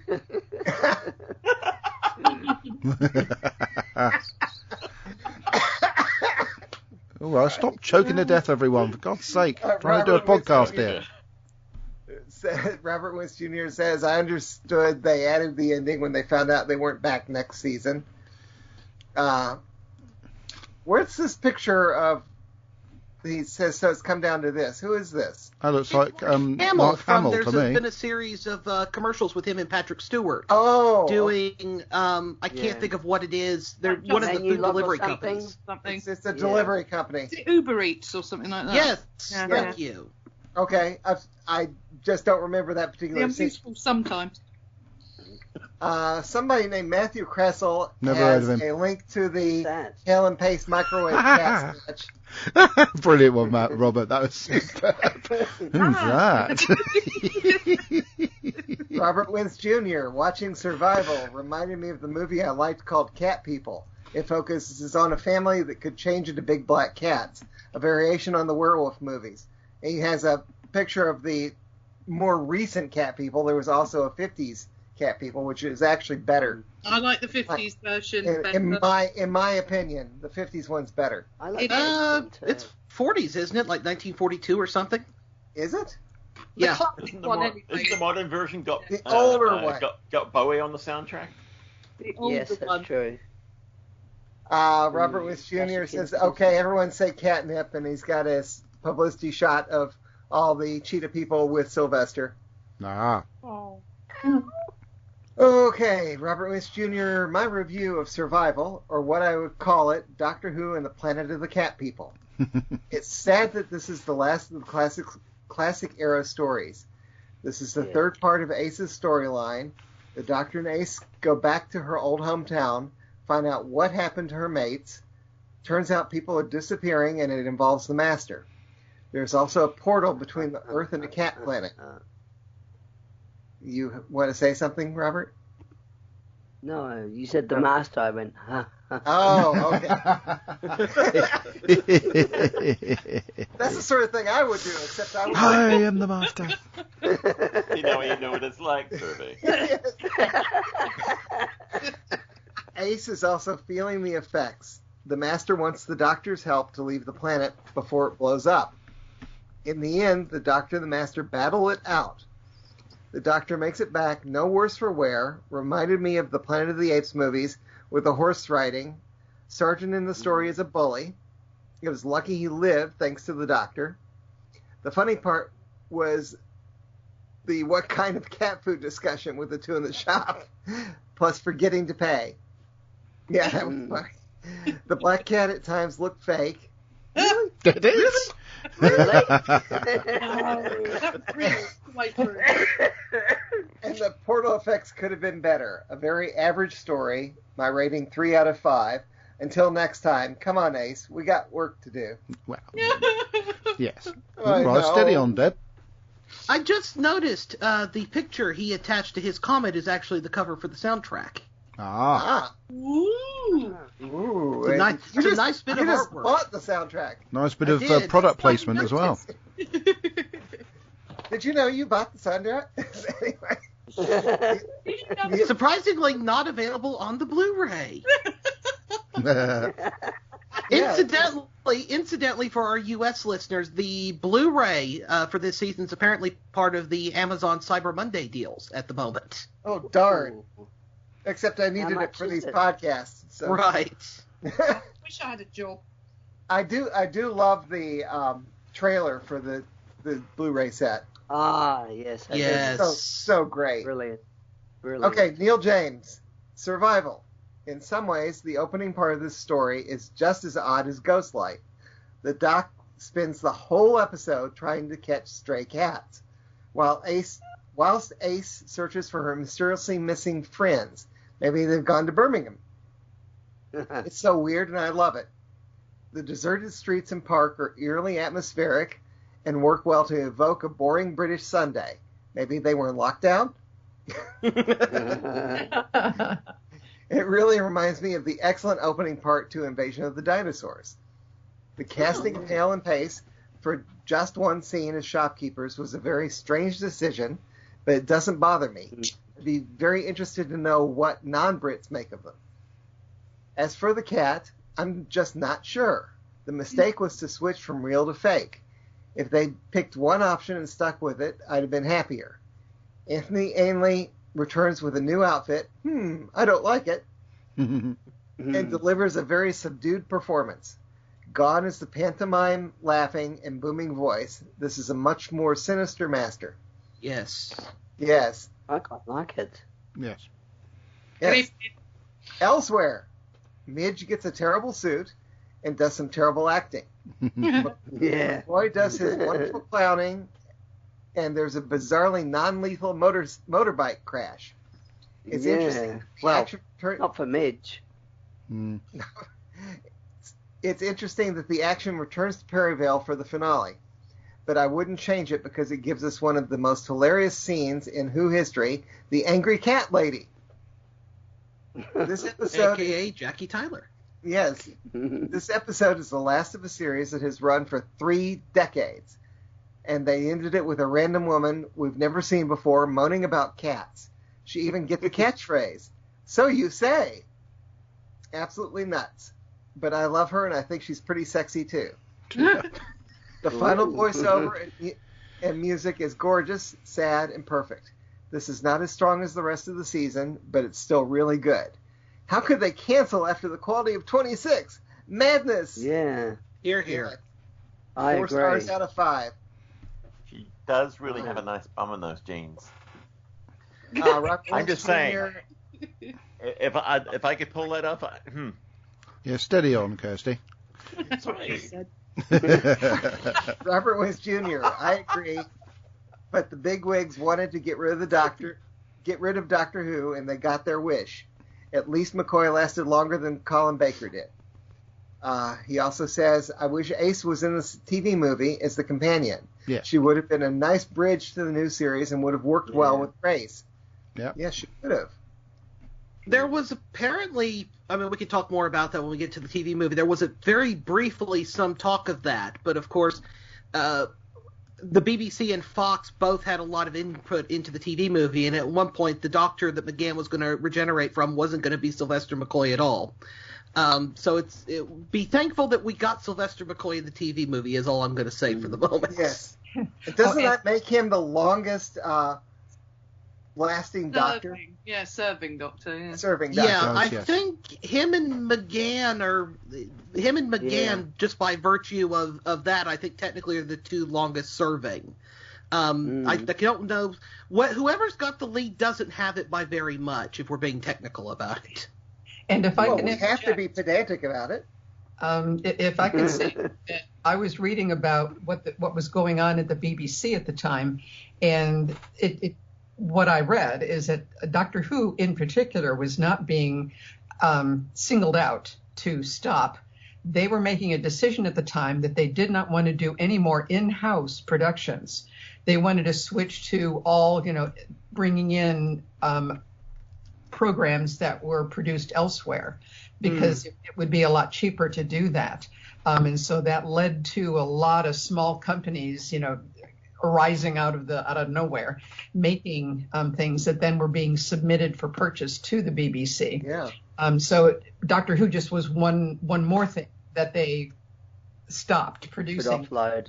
Yeah. Well, it was the year afterwards is, of course, when Parliament passed the Broadcasting Act of 1990, which mandated that I think it's 25% of all BBC programming had to be produced by outside of the corporation, and Doctor Who was just one of the casualties of that. Yeah. And eventually they shut down Television Center. Yeah. Well, it's open again now.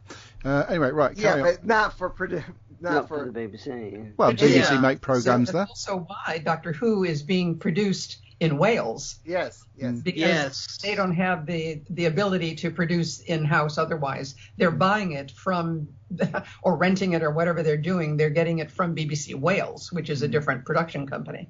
Yes. Anyway, BBC Neil James. BBC Kind. Neil James says, watching Survival, the TV movie, and Rose in Order is really interesting. They're wildly different, but so much of Survival in the movie clearly influenced the 2005 reboot. The bigger console room, the teenage London girl companion, and that crazy cat lady is certainly a Jackie Tyler prototype. Thank you. Yes, I will skip... skip that bit, and then you got Neil James' rankings. Neil James has a ranking, my 7th Doctor rankings. Number 1, Curse of Fenric. Number 2, Ghostlight. Number 3, Remembrance of the Daleks. Number 4, Battlefield. Number 5, Survival. 6, Delta and the Bannermen. 7, Silver Nemesis. 8, Paradise Towers. 9, Happiness Patrol. No, it's Happiness Patrol. 10, Dragonfire. 11, Greatest Show in the Galaxy. 12, Time in the Rani. I'd switch round Greatest Show and Time in the Rani. Right then, okay. No. Don't like Greatest Show in the Galaxy. And by the way, I do suggest, if we're talking about dimensions in time, that we also do the rank thing again, because we did the rank before we started the journey, so we should do the rank after. Because I know my ranking for all of Doctor Who's changed. I can't do a ranking for every single story from start. Really? That's 140. No. We did our top 5s or something per era. Did we? Let's just applaud ourselves, pat ourselves on the back, and move on. Yeah, I'll find them. Yes. I'll find the note. Well done, all. Well done. Yeah. Great. Good. Made it. I'll find the note and tell you what we did. It's been 3 years of my life. Yeah. Anyway, where did we get up to? Okay, we're doing some feedback. I just came in for the end. That's what she said. I've just kind of wandered in and out. You've dabbled, Matthew. Anyway, in fact, I have had a lot going on. Oh, here we go. Some weekends it's more in than out. Hey. In fact, Sophie Alder's been on the show more often than Matthew, to be fair. Right then. We've got this. I don't think that's quite true, Adam. I still can't bring myself to listen to that episode. Hello, 20 Megabyte Podcast is in Kirk. Hello, Ian. I like that. There. Survival by Rona Munro. Rather ironic that the final story of the classic series is called Survival. Ace is menaced by leopard people. They can't change their spots, you know, even if they're cheaters. The kidnapped young people of Perivale must battle for their lives on a planet where only the fittest survive. This is foreshadowed by the Territorial Army Sergeant and the joke about the lion. The two men working in the shop are played by comedy duo Hale and Pace. John Nathan Turner was stunt casting to the last. Yep. Doctor Who featured a robot dog in several stories. Here the production crew used a robot cat. Viewers of the original broadcast might not have realised the Master was involved until the end of episode 1, when they let the cat out of the bag. Oh well, at least Judi Dench was not in it.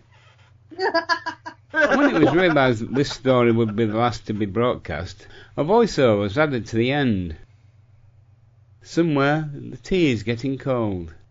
That reminds me.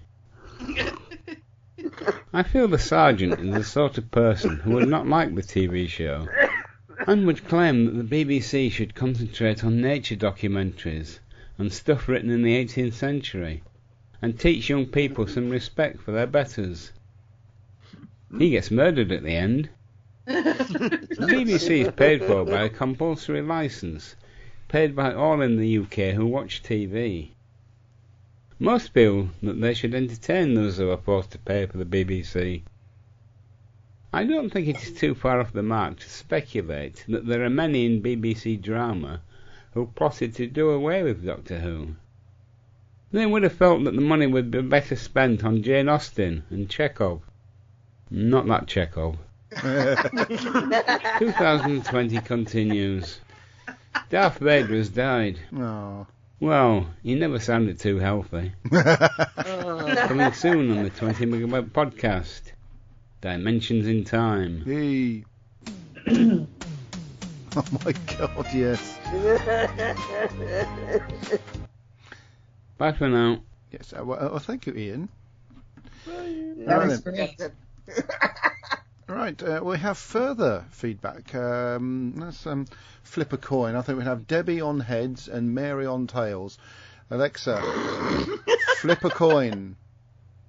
You got heads. Debbie. Sorry. I just can't get over Alexa. I think she's wonderful. Mine also said heads. Marvelous. I like how you can whisper to her and she'll whisper back. Yeah, I do that when I say when I tell her to stop at night time because it's like 1 or 2 in the morning. I'm there going, Alexa. Oi! You're right next to her. She will speak. Stop it. It's vengeance for the Siri moments. Come on. Alexa, what is the airspeed velocity of an unladen swallow? Debbie, get on with it. Debbie. Yeah, hang on. I'm using my very old. We're buying time for Debbie. No, I've got my decrepit iPad because I was using the other one. Cheers, Kirby. After your repeated mentioning of Dimensions in Time last week, we watched it. We then realised it should be Survival, so here is our feedback on this week's one. Survival. Well, the hated BBC decided that as they disliked SF and Doctor Who so much, they cancelled it after this one. This is the last time we will see Ace and second to last time for Doctor 7 in a real Doctor Who story. Due to the BBC giving them a very small budget, the animatronic cat was worse than Salem in Sabrina the Teenage Witch. He was rubbish. Yes. The cheetah people were a great idea. I'm sure the horses wouldn't have let big cats ride on them. The makeup on Cara was very good. As she said on the extras, very hot to wear. Great to see a young Lisa Bowerman, as Cara, who became Bernice Summerfield in later Doctor 7 adventure books and her own range of books. I know J&T had to have stunt casting, but Hale and Pace? No. Yes. Once again, okay. The Master wants to destroy everything. No wonder the Daleks killed him in the movie. Yes. He makes Daleks seem like little kittens compared to him. See what I did there? There was some great acting from Sophie and Sylvester. As we have watched the next one already, thanks again, Kirby, we are now looking forward to the TV movie. Stay safe, everybody. Linda and Terry Miles. P.S. Well done to the Isle of Wight for being one of the 2 areas in England in Tier 1. Here in South East London, we expect to be in Tier 3 very soon, just in time for Christmas. That's because those grim people up north can't be bothered to stick to the guidelines. Like when they win league titles in Liverpool, what do? They go around and cuddle each other and celebrate. But to Liverpool's credit, they have managed to reel it in a little bit over the last few weeks. So what is I tier just assumed it was. Sorry, Mary. What are those tiers? What do they represent? Tier 1 is the softest of the restrictions. We can meet inside in our bubbles. Tier 2, you can meet outside in your bubbles. And Tier 3, which the majority of the UK is actually in, means you can't meet anyone. No, it's almost like a full lockdown, isn't it, elsewhere? Mm-hmm. But we can, our businesses can open as normal to a degree, as long as they stick to social distancing and stuff like that. Right. The company that I work for is anticipating issues because of people spending Thanksgiving together, so I'm working from home for the next month. Okay. Oh, good for you. It'll all end in tears. I'll say that Terry does say about this last time we see Sophie as Ace. It isn't, because of course Dimensions in Time is coming up. Yes. Yeah, Right. Matthew was going to say something. Matthew, you were going to say something. I was just going to make a joke that I thought the reason the Isle of Wight was in Tier 1 was because you were all doing ritual sacrifices to the Wicker Man. Oh, yeah, I posted that. Yes, I sounds posted more that likely. one, yeah. Right then, Mary. Over to you. We're on Summer Isle after all. Yeah, when Alan said it was overly long, he was on the nose. So, over to me. I don't mind doing a chapter or two if you need it. No, she's digested it now. Chapter or two. Yeah, this isn't chapters here. Okay. So from Alan, Big breath, Mary. Big breath. From the pen of Alan T. Butcher, Planet of the Thatcherites, or Catapolism in Tooth and Claw. Very good.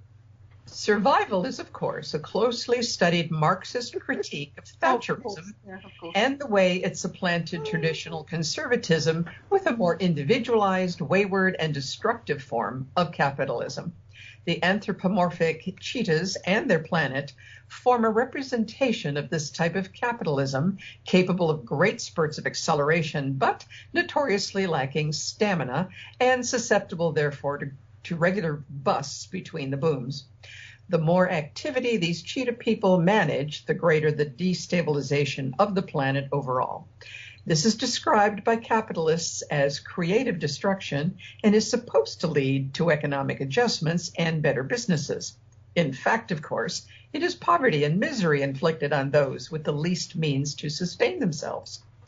The shopkeepers are there mainly to deliver the joke about the lion and the running shoes, and one only having to outrun the other to survive, which serves to summarize the mindset of capitalism in general, especially as emphasized under Mrs. Thatcher. The doctor's observation about a second lion turning up elucidates the fundamental flaw in that thinking.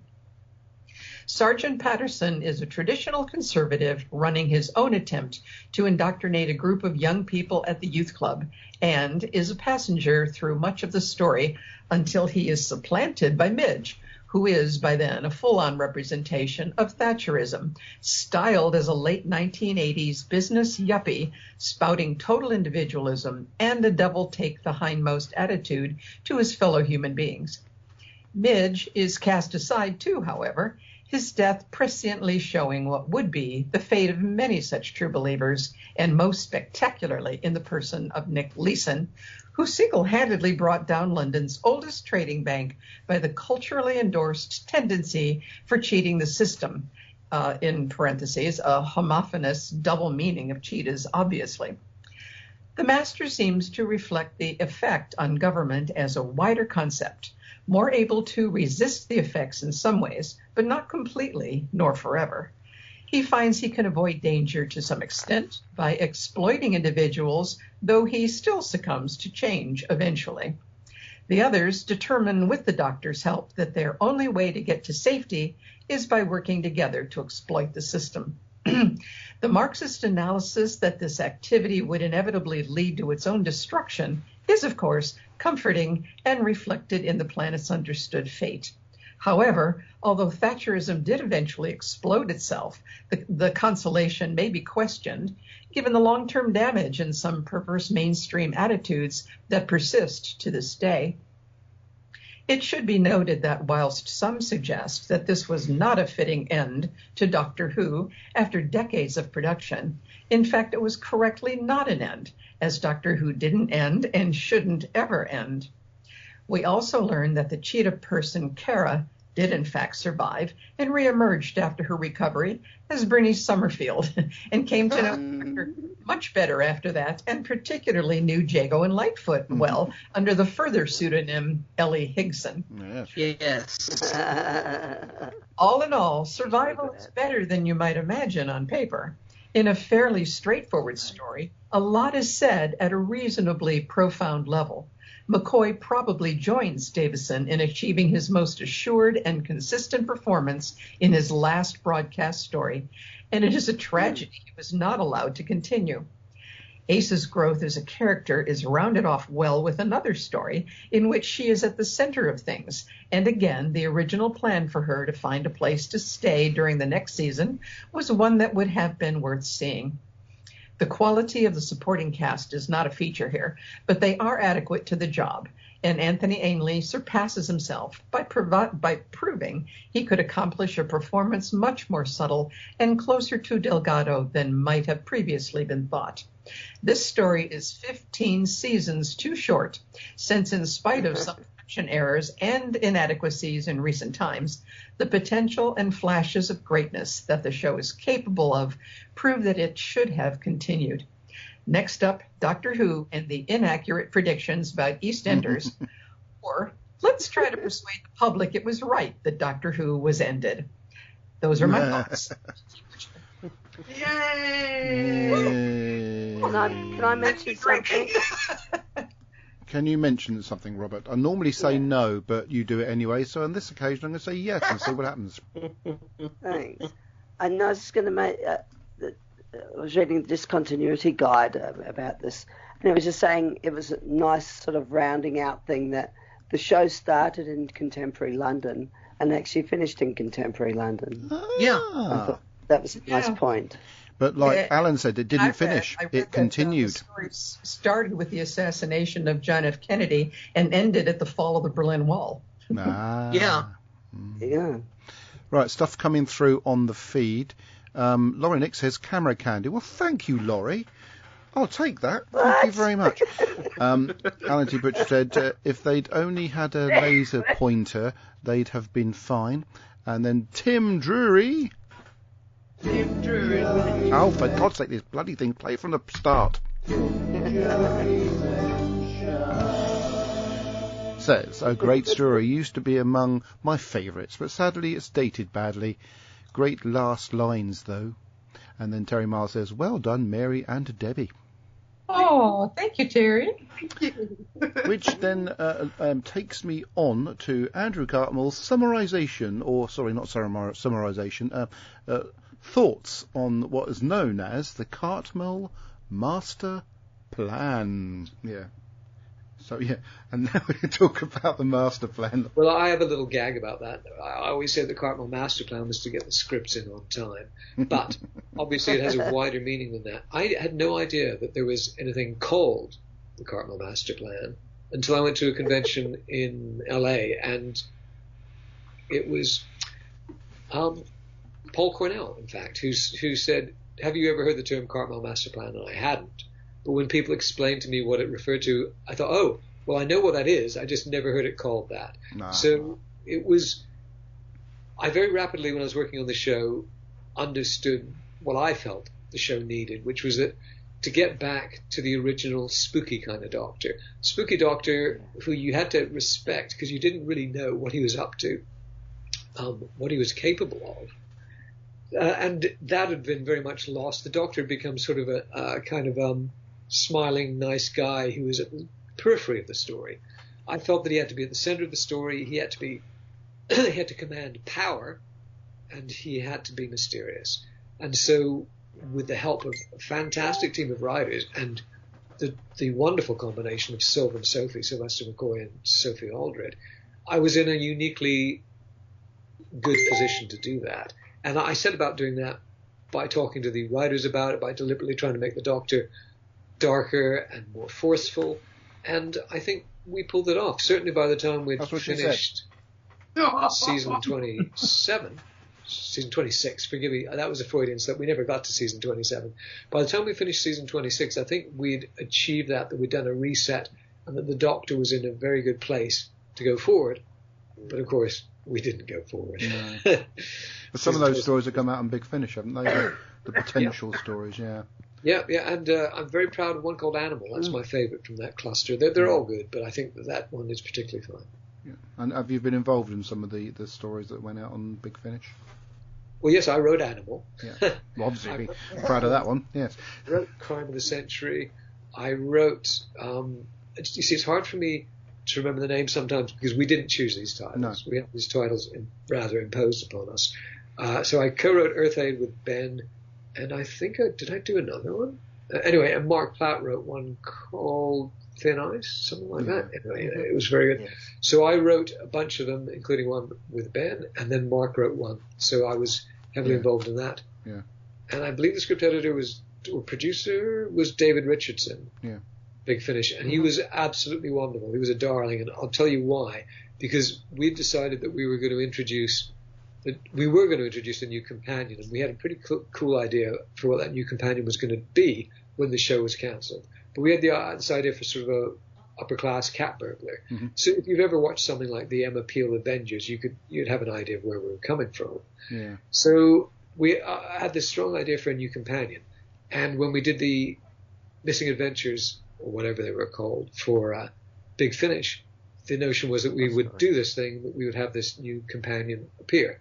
But I was talking to David. I said, "Oh, it's the new companion's wonderful, but it's such a shame that we're going to lose Sophie and Ace." And he said, "Well, why don't you just have both of them?" No. That was really thinking outside the box. Yeah. And to this day, I'm very grateful to him, and I send him my best wishes. So what do you think of the current era, the 13th Doctor era? Have you had a chance to watch it and digest any of it? I think Jodie Whittaker is a tremendously good choice, and I'm familiar with her from her other stuff, including Broadchurch and an incredible film called Venus, but I've not seen any of the new films. I know that people think that's weird, but I just refer to my earlier comments that I once made, that it's a bit like when you're not working on the show anymore, the show is a bit like your ex-wife. Yeah. You're happy that she's well and that she is happy, but you really don't want to inquire too closely into what's going on in her life. So I do tend to steer clear of the new show for that reason. And I am very lucky to have on my shelf a copy of your book with signed stuff in it, which is really nice. Is that book still available for people? That book is still available. We did a reprint of it. So first off, the book's called Script Doctor. Yes. It's about my era working on the show, which means it's all about making the show. It's all focused on what it was like to make the show. And luckily for us, I kept diaries at the time. So it's full of wonderful detail. So anybody who's interested in that period of Doctor Who, or what it was like making television in Britain at that time, should read that book. And I'm not just being self-serving. If you don't want to buy the book, you can borrow a copy from your library. Support your local library. But if you do want to buy a copy, we've just done a fresh small print run. I think it was 100 copies, and that's almost sold out. But if there's demand, we'll just do another print run. Yeah. So if you want to find a copy, it's Script Doctor by Andrew Cartmel, but you need to know one other thing. You need to know the following letters, MIWK, because that's the name of the publisher. So if you Google, even if you just Google MIWK, you'll probably get there. But if you throw in Andrew Cartmel and Script Doctor, you'll find how to buy the book. And we can arrange for it to be a signed copy. We can even arrange for it to be personalized to the person buying it. But you just need to get in touch with MIWK. Fantastic. Thank you, Andrew. I just Thank you for mentioning the book, Adam, because I wasn't going to, and it was really kind of you to include that. And I think I love a few of us on the show have got copies of it, and we're all thrilled to have those copies or cherish them. So I'm very proud of that book, because I think I did a good job of evoking that era. And if people are interested, they should go to that book. And as I say, they don't even have to buy it, but they should read that book. Thank you for mentioning it. It has slipped my mind. Thank you. Anyway, well, thank you very much for yet another appearance on the show. It's great. No, I'm afraid it was a bit of a long and winding road to get us there, but we got there. It's good fun, though. Thank you very much, and just keep me in the loop, and I hope that those are useful. If you need any pickups or corrections, just get in touch. Okay, thank you. Well, take care and enjoy your Saturday. I will. Thank you very much, mate. All the best. See you later. Bye-bye. Of course, it's Sunday, but we sorry, recorded I didn't mean to talk over, Andrew. I didn't realise you hadn't finished, because you did that usual, oh yeah, thank you, which you always say after you've played something. But I just looked on eBay, and it's like £101 for that book. Yeah. Unfortunately, can I mention something? Mawick, the publisher, is actually closing shop late in December. And according to their website at the moment, they have sold out of the book. Oh. I looked on Amazon, but I can't seem to see a copy there. So what you're saying is I can sell my copy of it for £100. That only costs good. I bought mine directly from Andrew at a convention. I thought you might have done, Kirby. Yeah. He's going to do that still. Do you know what? I might just message him then. I've got one of his vinyl detectives that he signed for me as well. So yeah, I'll do that. Oh, those are good. They're brilliant, aren't they? Terry Marr says, well done. I've done that one. Ality Butcher said, well done, narrators. Mary deserves a drink. So I think he officially owes you a drink, Mary. Right. I'll take you up on that. And then he makes it horrible by saying Adam is a great ventriloquist. ventriloquist when he talks to Andrew Cartmel. Well, thank you for pointing that out. This is a recording, for goodness sake. Right, well, that means I can close that little folder down containing Andrew's blurb. So now we can move on to news, unless anyone's was trying to get a word in during Andrew's audio. I was just going to mention real quick, the Big Finish audios he's referring to are called the Lost Stories, not the Missing Stories. And they are still available from the Big Finish website, and I will hopefully be writing an article about them for the Sea Lion Press blog coming out in about a month's time. Okay, right, so we're going to move on to thank leave you. Leave it to Matthew to correct Andrew. Yes, well, that doesn't surprise me. I've done it before. That's because Matthew's celebrity status is moving above Andrew's as we speak. He's on his way I don't think that's quite true. His pay grade is increasing too. Yeah. That's what she said. Right, Doctor Who news. Now, let me remind Adam and Kirby and I think Matthew and Debbie that you have all those. Thank you, Mary. Well, we might dabble here and there in a couple of years' time, if indeed I can still do it in a couple of years' time. Right then, right. So that's what she said. Doctor Who news. A few moments ago, the trailer for the Christmas special. Stop coughing over my blimmin' blurb. I'm going to get told off for shouting in a minute. Yes, the trailer for the Christmas special. Here it is. How many people in the universe get to meet the Doctor? Let alone travel with her. Being with the Doctor, you don't get to choose when it stops. Whether you leave her or she leaves you.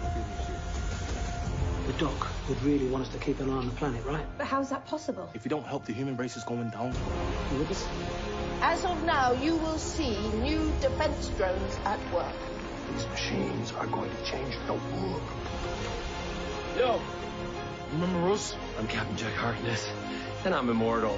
Are you feeling insecure? Because you seem to need a lot of praise. Do I? Prepare for maximum extermination. Not you guys. Now, Jack! Stay strong. People waiting for you. Doctor Who, Revolution of the Daleks, New Year's Day. Yeah, a visual trailer works really good on audio. Doctor Who YouTube channel. I haven't seen that yet, so. Tell anything from that. It's all been on here. It's all been on, yes. So that's quite exciting. Looking forward to that one.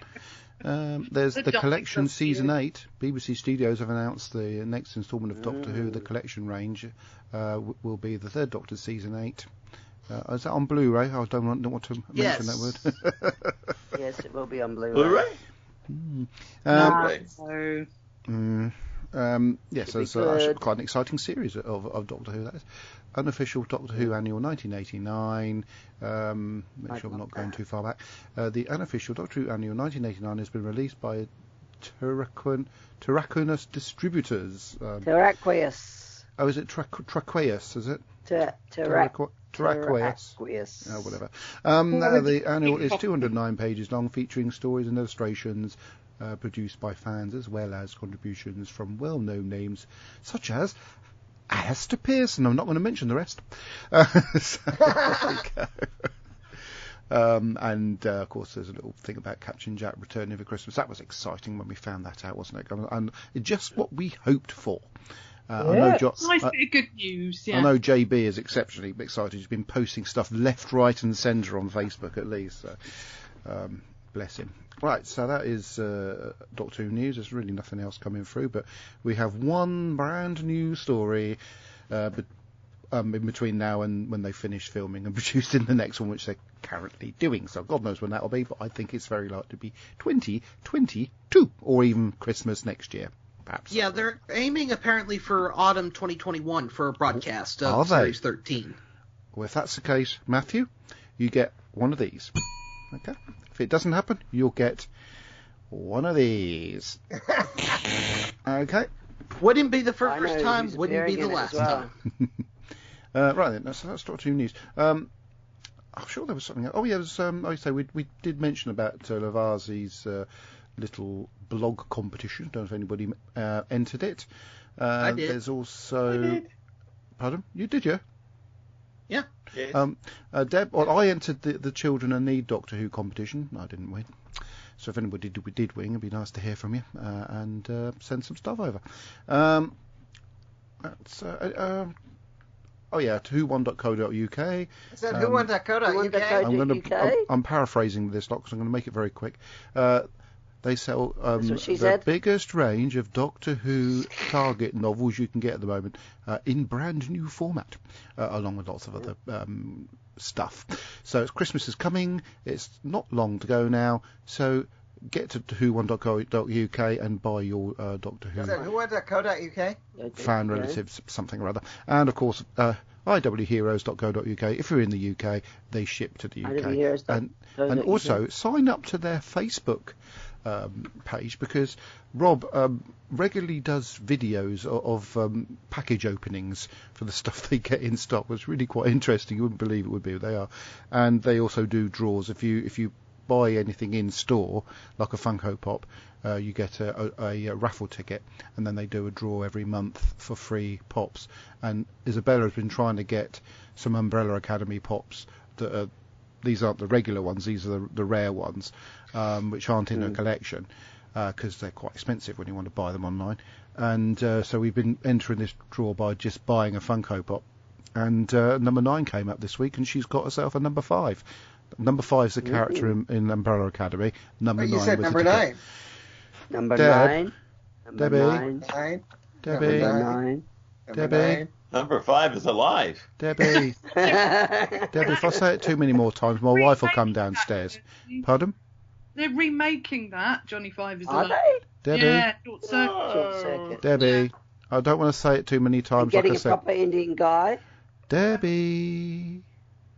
Debbie. Yes, I said, I don't want to say it too many times, otherwise she'll come downstairs and tell me off. Can you tell Kirby off for being naughty? Why? Kirby. That was terrible. How was I naughty? I can't remember, but because it was such a long time ago. I was utterly disappointed. I was saying Debbie for about 15 minutes. On Adam's lovely podcast. Pardon? I didn't hear what she said. Right then, what else we got? Master. What? I finally found. I've been spending the last several minutes trying to find what I was talking about earlier. Back in December of 2014, we all came up with our list of our top 3 stories for each Doctor. Did I do that, Kirby?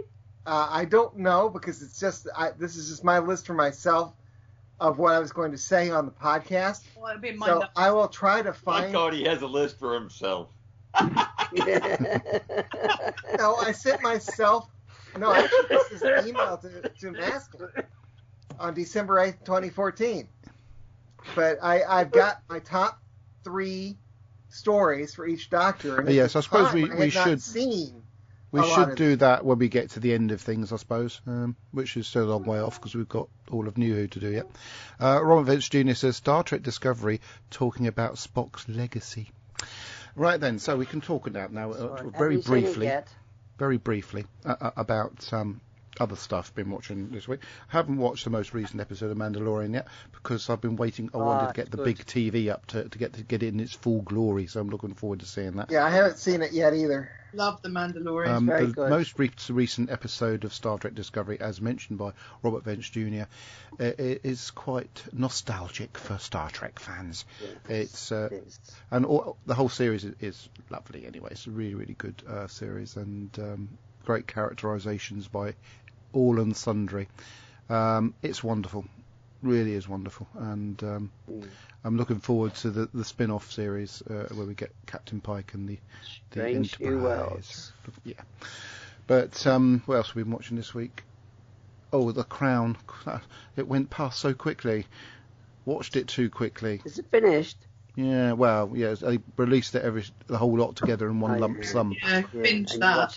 Yeah, we didn't quite binge. I hear that it's been very unpopular. Oh no, that's paper people talk, lashing Mary. out at the royal family. No, that's paper talk. Kensington Palace cancelled their Twitter account because of and Instagram account because of the backlash to Camilla and Charles. Yeah. Well, I don't know, but I don't think Camilla deserves watched it yet, a backlash. so- I think it paints Camilla in a better light. Terribly. No, I don't think it does. I think what it does, it shows that Charles was deeply in love with her and wasn't allowed to express that until now. Obviously, well, he's been married to her for quite a long time. But but what they've asked apparently is that Netflix put a pointer on it. Says that it's a fictional series based on real dramatized events. in other words. It's not. Most things based on real events aren't. Is it a science fiction fantasy TV program? Well, no, they made Prince Philip really clever in some of the scenes. Were you talking about the moon stuff? Some of the plummy lines, and you're there going, "Wow, Prince Philip." The moon landing bits. No, but no, it's Not a good show. embarrassing the country, hey. What a performance, though! Would you stop dying on the show? I'm trying to do a podcast here. Robert, use your mute button. Use your mute button. Anyway, the great performance by Gillian Anderson as Margaret Thatcher. Blimmin' amazing, to be fair. Alan T. Butcher said The Crown is a closely studied exploration of the Thatcher era. It's still a great. I know they've. I think it's a bit of a stretch, Alan. It was always going to upset the royal family the closer we got to the present day, isn't it? Let's face it. But I don't think it upsets as much as they're reporting it in the papers. I think that's why I've avoided the season so far of The Crown, because it's the part I was alive for. And it's kind of the bit I don't really necessarily want to know the inside workings of, or whatever their dramatization is, because I don't want to see those people like that. Because I grew up loving Charles and Diana, and I realized that was whatever. But yeah, it's difficult. And at some point when I'm ready, I'm going to start watching it again. But it's just like I don't know if I'm ready for what. It's okay. I mean, I love Charles and Diana. I particularly love Diana. I mean, I still one of my cherished moments of my life was meeting her. It didn't tarnish it. Seeing this version of events. Not something to be proud of. I'm very proud of it. Yes, I'm saying, Debbie. What? I've met Camilla. Have you? Oh, excellent. Well, no, I just remember that I have such a clear memory of meeting Diana and holding her hand, her gloved hand, and her looking into my eyes and saying, "How do you do?" I think it was pretty almost word for word, but looking into her eyes and having that connection for a split second, and her yellow suit and her yellow hat and her being so lovely. So a lot of memories sort of fade, but that one stays really strong in my mind. I just wish I had a decent photograph of me with her at the time, which someone had, because I know the photographer who took the pictures of that walk along. The last frame of the film he had was me leaning on the sort of barrier, looking up towards Diana as she was shaking hands with other people. But I'm in the picture, and it is clearly me. But when I've posted that picture, other people say, "Well, it's not you. Hair's too dark," and some other ridiculous excuse. Well, it was dark because of the badly developed photograph, and it is me because it's my earring and my jacket. I didn't remember anybody on the day that happened to be having the same ridiculously shaped ears as me, wearing an earring in my left ear. Anyway, I know it's me. I have a question for Debbie. You said you met Camilla. Did she talk? Did you listen to her? She spoke very briefly because she was a bit late for launching one of our red jets, and she came along, and Isla and I were stood there, and she stopped to say hello and how you doing, and it's a bit hot, isn't it? And I just thought she was quite personable, because we all had drinks brought out to us by Red Funnel because it was so hot and they'd kept us waiting for so long with no shade. We were all pretty much dying, and there's Isla with this beautiful mass of long hair just stood there wilting. The reason I ask is Nick Briggs, just in this last Chicago TARDIS thing, was talking about how Prince Charles and Camilla visited the studio one day, and of course Charles wanted to play around, with the ring modulator and all that. Oh yeah, I saw that. Yeah. Saw that And on he the said news. that he said that the disconcerting thing was that when they stood side by side and were talking with him, that Charles was very easy to understand, but every time Camilla would talk, it would be so proper. So he had no idea what she was saying to him. Did that so well, Mary. Yeah. So he kind of stared at her for a minute, and he hoped that Charles, would give him a clue. Well, and then I guess she said, considering I'm actually quite plummy, it was fine. Yeah. I just wonder if she is that way. If she was that way with you, She that does you have had. quite a thick plum going on, but yes, Oh, it yes. is. Yeah. I do too, so Well, Alan T. Butcher says Kirsty is going to start watching when she's no longer alive. I presume that's in relation to Diana. And Bonnie Francis Himalaya Blue. Around when all the characters are dead. Characters? Do you want me to do that one again? Probably when I'm dead. Oh, well, that might be difficult watching stuff unless you're a ghost. Well, they are characters, aren't they, really? Bonnie Francis Himmelblau, sorry if I've said that wrong, says, I attended a virtual convention the last few days. It can be viewed on YouTube and Facebook by typing in Chicago TARDIS 2020. Yes. Never heard of it. No, I've never heard of it. Mm. What an interesting name. I wonder what TARDIS stands for. Shut up, Kirby. Dimension in space. Okay, right, next week we're going to be looking at Dimensions in Time. Apparently somebody posted... Or is that Dimension in Time? Oh, whatever. Apparently there's is it you, Kirsty, who posted the longer version of it on the 20 Megabyte Doctor Who podcast Facebook group? No. I posted all three versions of it. I was found it you, on Matthew? I YouTube do a couple apologise, of weeks Matthew. ago. I do apologise. Yes, you do. I'll give that post a bump once we get done. Because I'll probably try and watch the longest version. You say they're on YouTube?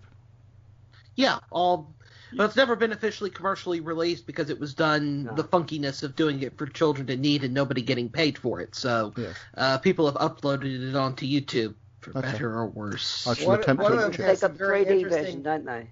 One of them has some very interesting outtakes and has like the scene with the Daleks that was cut out of it. Are we going for the one that's 21 minutes long? I don't know. I think that's the longest version. Okay, we'll go for that one then. See, that one's been re-edited to have different... It takes out the introduction with John Pertwee and the house party guy. Noel Edmonds. Yeah. House party guy. We all knew who. Yeah, okay. Well, we'll watch the 21-minute version then. Will you stop dying on the podcast, Robert? For goodness sake. When house party to me means Art Linkletter back when I was a kid. Does it? No, to us it means Noel Edmonds, Mr. Blobby, and all sorts of weird. Back in the 1920s. How old are you, Kirby? Yeah, so that's next week then. Dimensions in Time. I wonder how long it'll take Kirby to get through this, but it is quite nice to see a lot of people we've been reviewing over the last few years of doing the journey. It's going to be a pretty short podcast. Not with you on. Come on, Kirby. Come on, admit it. Yeah. I could take us at least an hour to get through the episode. We'll see what happens, shall we? I could say absolutely nothing. Well, we could reminisce about what we've done over the last Kirby, few years. I suppose if you decided you were going to sulk on the show, yes, you would indeed say nothing, but that's not what you're hired to do. We can just think he can not say nothing. Yeah, we've been it's doing. It's going to take us 20 minutes to discuss what we're going to discuss. On the we've been doing this since January 5th, 2015, going through. This has been a long time. Longer for me, because I'm the only one who's done every single episode. Robert Vance Jr. says it will be nice seeing Rani again. I only missed one. Did you? You sure it was only one? I missed the Wheel in Space for the last year. Okay, right then. So that's next time then. So and I still haven't watched it, which means I still haven't watched all of Doctor Who. Do it now. Right now. Right. If anybody has anything else to say before I go and watch Murder on CCTV, and that might end up being me murdering Kirby, mind you, I'll have a long way to travel to do that. Yes, I want to step in and say, for anyone who may have missed it at the beginning, I want to recommend that anyone who can turn to the Chicago TARDIS 2020 things on YouTube, I especially recommend you go to the one where our Matthew is featured in talking about Time Lord Victorious, because he talks about the whole arc and what's out there and how wonderful it has the potential of being. So can you post that link on the 20 Megabyte Doctor Who podcast Facebook group, which you can join? I will post it as soon as we're done recording. Thank you. Would that be Arc of Infinity or Arc in Space? I'm glad that this is not a visual podcast because you can't see what I'm doing on the screen right now. Robert Vance Jr. says, in Dimensions in Time. So to put the two statements together, it will be nice seeing the Rani again in Dimensions in Time. It will indeed. It will be nice seeing all of them again, to be fair. The story may be a load of pants. I need to see if I can find my 3D glasses for that. It's a bit of a visual. It's a visual thing for the fans. Which colour do you need, Kirby? No, it's not a color thing. You need a slight... One eye, I forget which one, needs to be almost opaque, but you can see through it partially, and that makes the effect work. Yeah, it depends which way they're walking or the camera's turning. So basically one eye's got to see something slightly darker than the other, and that creates a 3D effect, because one image gets a little bit longer to get to the brain. So therefore you get your 3D. It's actually quite effective. I can't see 3D, so... Okay. Robert Vance Jr. says, bye until next week, which is rather clever, because it's exactly what I'm going to say. Thank you for watching, taking part, and providing us with feedback and stuff. Keep doing it too. And see you next time. Bye! Goodbye, Fancy Pants. So long, thanks for all the fish.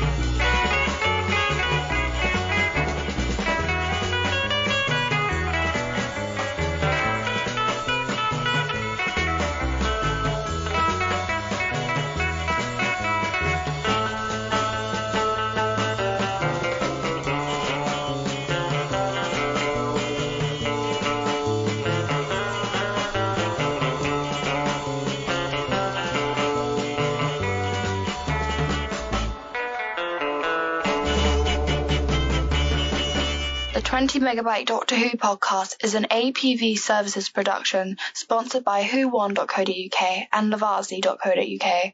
We are a proud member of the Doctor Who Podcast Alliance. Doctor Who is a trademark of the BBC. No copyright infringement intended.